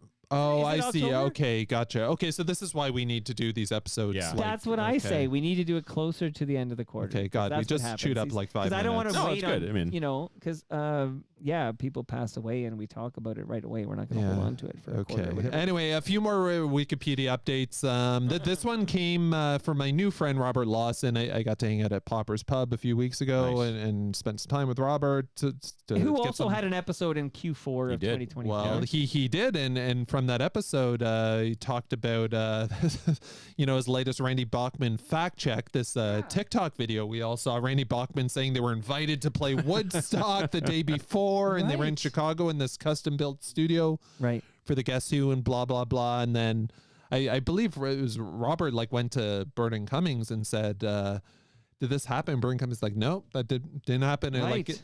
there's probably, I'm sure there's like a kernel of truth. I think this is the thing Randy Bachman does. There's probably a kernel of truth in a lot of this stuff. That's getting spun into these yarns. So anyway, that update from that episode from Toronto Mike and I remember Robert. Steppenwolf was invited to play Yeah, Woodstock. yeah, and the wiki. So this one, I put this right on the Wikipedia entry for Woodstock. It's quite interesting where you see sort of the list of like acts allegedly were invited. You everyone from like Tommy James and the Shondells and Joni Mitchell famously. That one I could believe. Her, and Bob her Dylan. agent told her to do a talk show. I think it was like Dick Cavett. Dick yeah. Cavett, right. But, like those. Oh, the But she wrote the definitive The Beatles song. are going to reunite, and like the Doors, and On that note, by the way, I read that Stephen Stills turned 80 years old today. I did see that. Happy birthday. Did see that. It all comes together here. Yeah. Yeah. I just want to say Robert Lawson was episode 1570, and there's one more. I know this is from Wrapped, but I just got to shout out the return of Stephen Brunt, who came by, Yeah. and he sat down here for episode 1567 and was very brunty. Like We I love think Brunt. it was like I had Yeah, the Marsden, that's a good then we did episode. FOTMcast, and then we had the Brunt, and it was a great. He's time, just I think, always then. very solid, very Always delivers. Great chat. Yeah, he's wonderful. Despite what I've heard from another FOTM, but he's a good guy. He's a good guy. He's a good guy. And just three more quickies here. This one I don't think was really based on Toronto Mike, but I actually totally rewrote this past quarter the entire Wikipedia entry for the new music. Oh wow! I just noticed it was like really short, so I spent like a couple hours, and you can go look at it if you care. But if you're listening, so you probably do care. So go take a look at that. A lot of Wow. Rosie Gray Dio content. We talked about Uncle Bobby. And I only had one run-in with the Wiki Police this quarter. Again, this one has nothing to do with Toronto Mike. This one is like really obscure, so I'm not surprised this got ding. I said, God, this is so dumb. The first album by the Stooges, the self-titled album, and then an album by the Stranglers called Black and White. Both were visible in, I just mentioned this band with Mike Bullard. The video for the song, the official Iron Man's Rally song by Guided by Voices. There's one scene you can see both those albums. I said it's featured in that video, Wikipedia update. In the Stooges album, the Wiki Police took it out, said this is not relevant, which are probably right, in fairness, but the Stranglers they left in for whatever reason. What are they saving bytes? I don't know. Well, Like not I relevant. honestly, like it's annoying, but I'm like when they killed my Harry Forbes entry, which is brutal. But I'm glad they do it. I'm glad there's like oversight to this, and it's like they in their opinion, it's like, hey, your site, go for it. So All right, Anyway, now long live Wikipedia. It's great. We're moving on to the next segment, right? Because I got to the Wrapped. Yeah. I just want to say the Stephen Stone episode. I know. I thought we were gonna come. It was gonna come up later. Yeah, I know. You sort of It made me should've. think it was gonna come up later. So I did. You I misled me, you. And you listened back. Yeah. And it was Stephen Stone was right after Stu Stone. That's right. You will talk about later. Segue. But there's a lot of fun facts and mind blows about Stone, who of course is married to Linda Schuler, and she created Degrassi. So a lot of we talked about the Del Bello singing the theme song. He wrote that theme song. He was writing yacht rock songs and more with Christopher Ward. Yeah. It's all kind of like. I forget, was he a lawyer by? Because he had he's a a book. lawyer. He's and an he had a book- entertainment and He had a lawyer. book too, like he said he wrote. Yeah, it was a great episode. like a lot of facts, and it was like so we had Stu Stone, then Stephen Stone, Different spelling. and then one different spelling, and then I just thought it was interesting that Tyler earlier talked about the kind of the festive annual episodes, but we didn't mention that, and Tyler's a big part of this, the Dave Hodge of course. 100. Yes. Every year for several years now, and part of that is a website, hodge100.com, and you're the webmaster. I am the webmaster. I don't know if you can use that term anymore. I think you but, can for something like this. Look yeah. out Ian Service. Yeah, every year I That's update it cool. with his new lists. And Dave's really appreciative. Yeah, of the hey. Tyler Campbell. Yeah, I love the shout out from Dave Hodge. contribution. Yeah, young Tyler would be. And this time blown he did away. it in person. We did a bunch in a row. He had a sick sister who sadly passed away, but he didn't want to catch any cooties from me and bring it to his sister. So he did a bunch in a row remotely. But he made the trek from Grimsby. Yeah. And we did Love it in it. person, and Yeah, it was no, good to see always- that guy. always He's great to turning see. 80. He's turning 80. Wow. Much like Stephen Stills. Yeah. He's turning 80. Later this year. So, God, and like- one last guy. Oh, Yeah. I know you Cam. You're in mid sentence there. Here, I'm No, really- I was just gonna say, like another guy like Richard Flohill who's like in his 90s and still going to what do you say, like 50 concerts or like, he was it out just- till 5 a.m. or whatever. Oh my before, God. he recorded. Like I'm Right, like remembering 47 David and Farrell. like I I get can't do tired. it. I Yeah. can't stand. Yeah. And I will shout out one more here, Mark Marilanen. Oh yeah, he was really good. Because he was delivering the real talk on the Buffy Sainte Marie, and it was good to get an Indigenous man's perspective on all these things. Absolutely. And I appreciated his candid conversation there. All right, I have another stinger because the great Tyler did all this work here. Let me see. Here we go. Breaking the law, breaking the law, breaking the law, breaking the law, breaking the law, breaking the law, breaking the law, breaking the law. So much for the golden future. I can't Breaking the law. Now, this is for Midtown Gord. This is for Midtown Gord. If he hasn't Absolutely. fallen asleep, he was here at the beginning. Breaking the law, fact checks. This is in honor of the great Robert Lawson, who I stopped by his Cloverdale store in Q4. I bought a couple of books from him. It was great to see him in his Sunrise. At Sunrise Records, exactly. In this environment. Yeah, in his native environment, and it's funny. He had these books for me. They were all ready to go, and there's customers, and they're sort of asking him questions, and he's totally focused on me, giving me his books, and it's like, get out of here, customer. Yeah. This guy's buying 2 books from me. He's a Buddhist. Give him. Yeah, exactly. Exactly. We Very love Robert zen. Lawson. Very zen. You know, I love Robert Lawson, but that reminds me of one of Zweig's greatest beefs ever was the way that Lawson went at Randy Bachman. Oh, yeah. Like, I that think was- a couple people were. I should have put Zweig and Lawson on the Oh, mics yeah. together. I wish Fireworks. I could relive Oh, that God. moment. Yeah. But yeah. Maybe in 2025. I like You think Robert. Zweig will come back? That Oh, he'll be like back. he does not suffer fools, Robert Lawson. That's No. sort of the impression I get. And his visit, of course, we got to shout out because I love The Sopranos so much. Cam, have you ever seen The Sopranos? Twice I watched the entire. Is that right? Yeah. Oh yeah. I had the DVDs, like everything. Okay. Yeah. Good man. Now, Tyler, have you seen The Sopranos? Yes, I've seen most of The Sopranos. Okay. The reason I'm bringing it up because, Silvio, the right-hand man, do you know who plays Silvio? Stevie Van Zandt. Van Zandt. Right. So that was the subject matter when Robert Lawson visited this past quarter with Absolutely. little Stevie, who Yeah. I saw. I was gonna say you went to see the boss. I'm right? still like, I don't know how to explain this. You did a whole 'cause episode about it. I did a whole Yeah, one of the episodes this past quarter was me talking about the future of rock and roll. Bruce I've Springsteen. seen. I gotta say, I'm still kind of affected by that night. I don't know how to explain it other than you have to kind of be there. Yeah. I don't know. And I went over 5 decades without ever seeing Bruce Springsteen live. Yeah. And kind of wondering, okay, whatever, guy. Whatever, boomer. Was it okay, boomer? And then Yeah. I fucking saw Bruce Springsteen live, and I'm still kind You're of a believer. I gotta say, I'm all in on this young New Jersey guy. Yeah. Bruce this I'm all in. Like what'd be like a track or two that like really stuck with you? Songs I had never heard before are sticking with me. Remember, this Wow. is the night after the election, so I don't know what that played right, yeah. But he said he said we're going to start with a living prayer for my country. This is in that episode. I have the audio. Yeah. And then this song I didn't even know. Streets of Philadelphia. Which haunted me. No, nothing like that. Like Yeah. that's it. Like none of the soundtrack. He didn't do Dead Man Walking or Streets of Philadelphia. Goes to Tom Joad. Very little. You were from... screaming "Dead Man Walking" the whole time. Totally. I love Dead Man Walking. It's a good There's jam. a pale horse coming, Yeah. and I'm gonna ride. I like that movie. I'm a big Sean Penn fan. Sure. Yeah.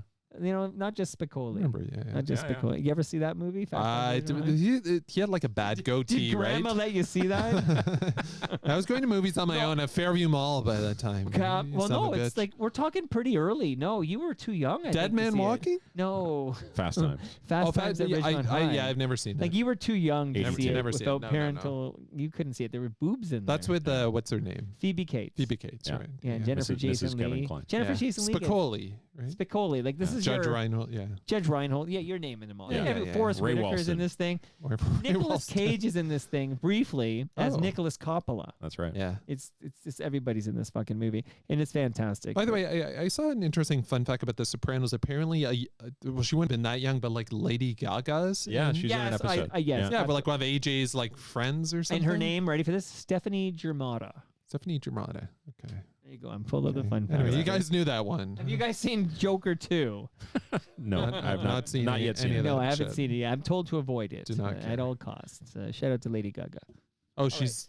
Yeah, she's in it. Like she stars in it. That's right. Joaquin Whatever. Phoenix. And you remember where you were when you heard River Phoenix was dead, right? No. It was a big death for me, Yeah. River Phoenix. Yeah, I don't 'cause remember where I the was. Indiana Jones and the Last Crusade Yeah. was a personal Yeah, favorite. well, Stand By Me. Yeah. The Viper And- Room. Viper Of Room. course, Yeah. Stand By Yeah. Me. Johnny Depp. You know, Jesus.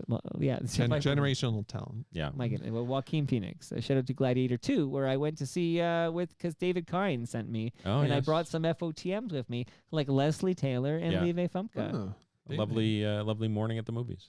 I had popcorn at 10 a.m. or something. Cute. It was amazing. Beautiful. Love it. Beautiful. All right. Any more laws broken? Oh, so many laws. This was a bad quarter for you, Mike. I got to say. I've got a few quick Let me hits. crack another Great Lakes before I hear about this. Got a few quick hits, and then I have a clip. I'm going to fix this in post. Yeah, of course. So on the Chantel Kreviazuk episode, Mike said that "You Can Leave Your Hat On" was a Joe Cocker song, not written by Randy Newman. It was, of course, written by Randy Newman. Everyone Okay, knows wait. that. Okay, everyone knows that. Are you sure I said, do you have clips to prove it? Did I say Joe Cocker wrote that song? Well, you said it was a Joe Cocker song. Joe, well, yeah, but that's different than But saying you- he but wrote you it. said it was 'Cause not- Joe is famous for like Yeah, reimagining he didn't write his own songs. stuff. Interpolations of Yeah. And he's very good at But it. you specifically said not a Randy Newman song. Then I was dead wrong. Yes. Okay. Add it Yeah. to the list, Yeah. Tyler. Okay. I was wrong. That is a Randy Newman song. Yes. Okay. Very much so. Yeah. On the David Marsden episode, Right. Mike said that Bracing the myself. St. Joseph's Hospital is part of UHN. It is not. It is part of the Unity Health Oh my Network. God. But UHN is the Unity No, Health that's the Network. University Health Network. That's a Okay. deep cut. That's unfair. Wow. Because I spent some time in St. Joe's. Of course. And there's posters on the wall. Yeah. And it refers that it's part of the, I thought it was saying it was part of UHN. Unity Health. Okay. I'm forgiving myself. So were for you that just one. listening and you noticed that? Or? Yes. Okay. Yeah. He's a Mimico guy. That's okay? right. Yeah. We know Parkdale. I will say I deserve all the smacks The for shaming. that. Yeah. That not for thinking that was a Joe Cocker Do song. better, Mike. Yeah. But the UHN, I'm giving myself a Okay. Well, that's fine. Yeah. I mean, these are not grave errors, No, but they I need love to it. be Okay. called out. Yeah. more. On the Dave Hodge episode, Oh no, we're ready. Okay. you said that Human Touch. Human Touch. Yes. Was a Bruce Springsteen song. Was not on Tunnel of Love. Are you sure I said that? Yeah. Because I feel like now you say it, I believe it is on Tunnel of Or Love. sorry, you said it was on Tunnel of Okay, Love. that's what I think. You said it was on. I'm it's, wrong. It's there's an album called Human Touch. It's like Is Tunnel of Love on Human Touch? No, Okay, they're different albums. different albums. So are it's they like are they in order? There was so Human Touch came later because he did So- he did the two albums at the same time, Human Touch and Lucky Town. Oh, that okay. Oh, Okay, so Lucky this is Town, he's after got Born in the USA. sunglasses on the cover. I feel like he's like leaning. Yeah, on I the think wall. so. Yeah. So okay, so we had Born in the USA. Yeah. Bunch of hits. Yeah. Right. Okay. The follow-up, I remember the follow-up single was "One Step Up and Two Steps Down." Right. What's that song? I think it's One Step Up. I'm on fire. No. Oh, no, that's on One Step Up. That's One what Step it's Up. Okay, called. so that Yeah, yeah. song. This is Brilliant That Disguise. song Brilliant is on Disguise. Brilliant Yeah, Disguise. that's a great song. Brilliant Disguise is on Tunnel of Love. Okay, and what song are we talking about? Human here? Touch. Human Touch. Is that on the what album is that on? That's on Human Touch. Okay. This And is the that's- Bolo Tie. When is that era. released? When is- Human Touch was like 92, I want to say. Yeah, it's a 'Cause 90s he album. He released 2 albums together. Okay, you're right. Yeah, no, it's Lucky Town. Yeah, 1992. He released Human Touch and Brilliant Lucky Disguise. Town. So this speaks to my lack of attention paid to Bruce Springsteen prior to seeing him live. Yeah. I made that mistake because I believed it to be true. Mm-hmm.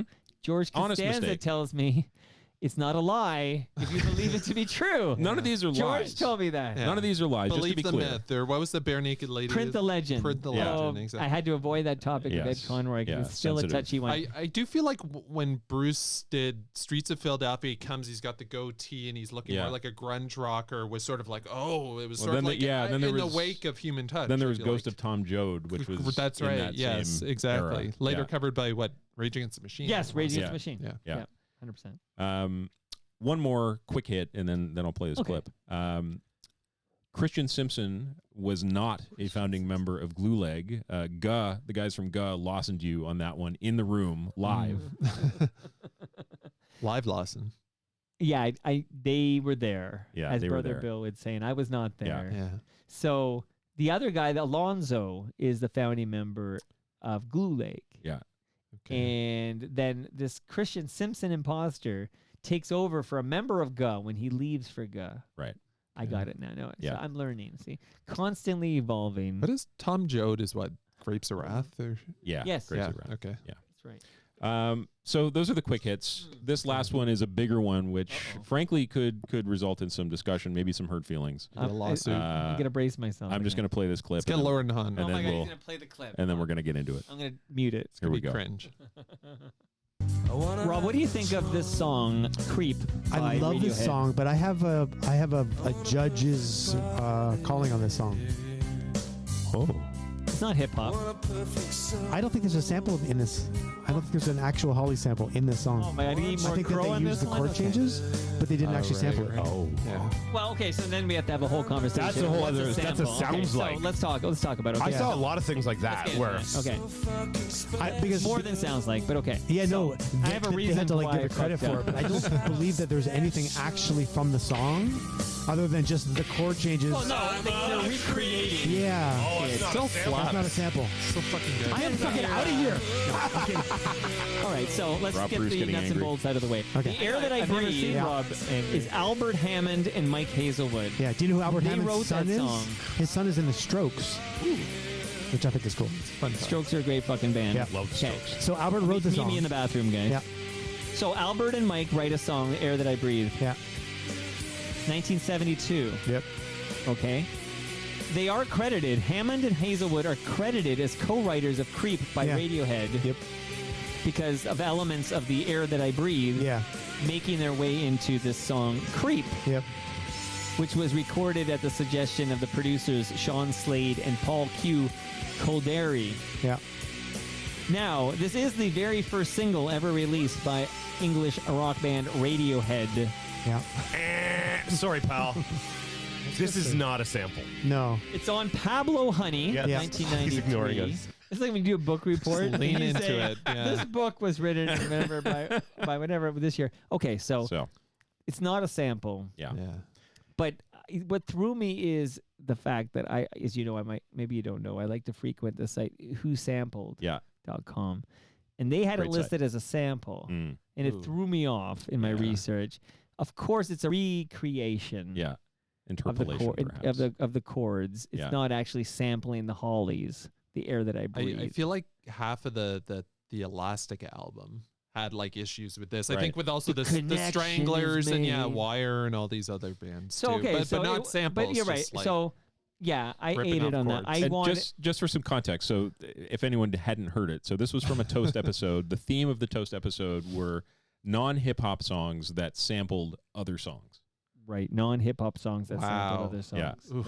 Great topic. Epic botch. Great topic, but yeah, Huge fail. And But I got to play "The Air That I Breathe" by the Hollies, and I got to play "Creep" by Radiohead. So I'd say it worked out. I was wrong. Love both those songs. The winners, as always, were the listeners of Drama.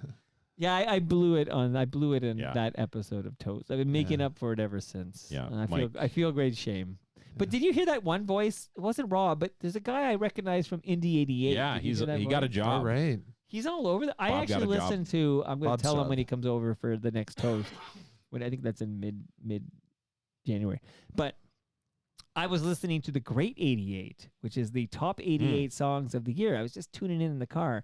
I drove my wife to the airport. I'm listening to this thing, and one of the songs I heard Bob Willett, and he kind of introduced, like he's on the Great 88, just introducing a song, like he's a regular member. It's like all over that. Real radio guy. Like he's a core member of the on-air talent at Indie 88 now. He's not just some guy who fills in and then disappears. He's a part of the team now. Yeah. Wait, his social channel has got all sorts of like good content from behind the TikToks. scenes. He does a lot he's great. of content creation. Yeah. It's good to see. Good dude. Yeah. And I don't think he's ever been happier. Very happy for Bob that he's back on in the a good air. place. So that's Breaking the Law. Mike, no doubt you regret your errors.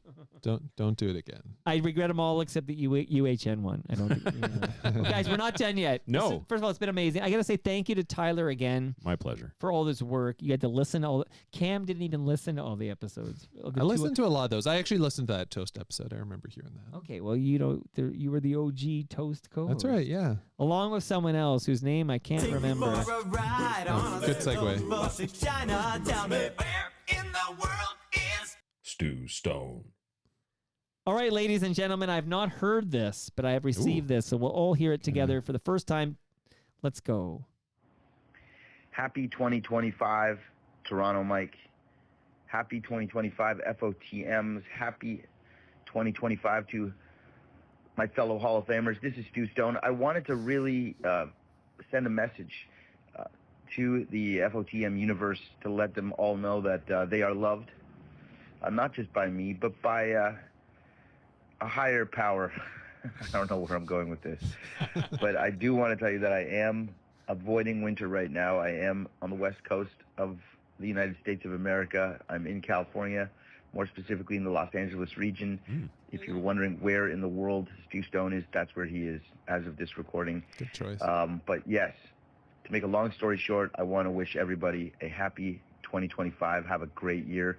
I hope it is the best one yet. Is this going to be the best one yet? Let's hope so. I look forward to coming back onto Mike's show, going into the basement a few times, maybe even making it out to an event where I can rub elbows with some of the great FOTMs. I guess I'm taking up too much time now, so I want to close this by saying I love you, Mike, and Cam, and even... Yes, even him. You know who he is. I love him too. You shall not be named. Yeah, his heart's in the right place. Oh, you. Oh, you. The other guy. Stu's that guy, man. He had an appearance this past quarter. You know that? Yeah. In a triumphant return. He was good as always. And yeah, I mean, I got a phone call from Snow. And that all kind of started because it goes from the Paul Farberman episode, obviously, who works with Snow. But I can't remember what came first. Me seeing Snow at the premiere of Bandits. You were with me, right, Cam? I was, yeah. Like, did that happen first? Or I think maybe it was Catherine McClanahan talking about how she was at Tane, Tears Are Not Enough, the recording with her boyfriend of the time, Paul Farberman. You didn't pull that clip, though, where Paul says, I said, you were dating Catherine McClanahan at the time? And he goes, yes. And I said something. I said, best time of your life or something? And you kind of hear him go, yes. You seemed like you enjoyed it. Yeah, he had a good time. Catherine. Yeah. All right, Stu Stone in L.A., if you're wondering where Stu Stone is. And we love Stu Stone, but I love you guys. This was great, this FOTM. This was fun. Is that it? Are we... That's all we got. Well, we got a new closing theme. This Any is the new thoughts one. on this? This is the. It's fun. Yeah. I like it. It's fun. And like Spotify's left you alone with this? Like it's good? Well, I mean, Didn't they flag it? No, YouTube has flagged it to say I can't monetize it because it's my gosh, that's ridiculous. They detected Rosie and Gray in there. I know, Brutal. but Spotify hasn't killed any episodes because of this closing theme. Okay. So good. whatever. Feeding the It's algorithm. like literally like Ron Hawkins and Stephen Stanley but like they're it's so ridiculous. Yeah. I don't know. I was reading a post by Ron Hawkins today on Facebook. You ever go to Facebook? Haven't been there in once in a while. Quite a long time. I pop in once in a while myself, and he was writing about how they had a cover story on Now magazine, and Lowest of the Low were truly a band. They wanted all members on the cover, and they had this idea. But the photographer was sneaky, and he got Steven and Ron to pose separately, and that's what made the cover. And Ron Hawkins said he learned a lesson, like that. He didn't want it to be just Steven, Stanley, and Ron Hawkins on the cover. He wanted the whole band on the cover. So I'm reading this, and I'm like, that's interesting. They have pictures and everything. And then Michael Hollett chimes in, like he's on Facebook, and he's like, okay, we didn't do any covers that were more than two people between these years because it needed to stand out in a dark bar or whatever like that. And he was explaining the only exception they made was for Rush, where they let all three of them be on the cover or whatever. Okay. But it was just fascinating that. And then Ron said, water under the bridge, but you can, we will forgive you if you put us on the cover of Next, because we got our new album coming out. But it's just wild to see this all happen. Yeah. Like, this is stuff that we didn't get to see Yeah. before social media. Ron Hawkins and Michael Hollett and this conversation from 100 years This ago. time next year, it'll just be two bots. It's again talking like to each other. that's ridiculous, but that's the type of content we need. We don't need the documentaries. We don't need sort of the tight 60 minutes. We need sort of the real, the real meat. And that brings us to the end. By the way, we saw Mishi Me at the Art Gallery this past quarter. We did. I just want to say it was good that you invited me. 'cause you're a FOTM, member. HB. Yeah, correct. Yeah. 'Cause you're Renewed my membership for next year, You're so a- we'll go again. And rest in peace again, Scott Carefoot. Yes. Everybody who knew and loved Scott Carefoot. We lost him this last quarter. Save the internet, everyone, please. Yeah. Download everything. SaveTorontoMike.com. And that brings us to the end of our 1,611th show. Go to TorontoMike.com for all your Toronto Mike needs. I'm on Blue Sky at TorontoMike.com. Much love to all who made this possible. That's Great Lakes Brewery. Paul, I just had an Octopus Wants to Fight. I forgot how much I love that Octopus Wants to Fight. I only switched to Burst because I'd be slurring my speech at the end of episodes if I had two octopus. Shout out to Palma Pasta. I have lasagnas for you guys. RecycleMyElectronics.ca and Ridley Funeral Home. Here's the Friendly Giant. My next guest is Monday, and it is Arlene Bishop, who was once married to FOTM Blair Packham. Spill that tea. Spill that tea, Arlene. See you all then.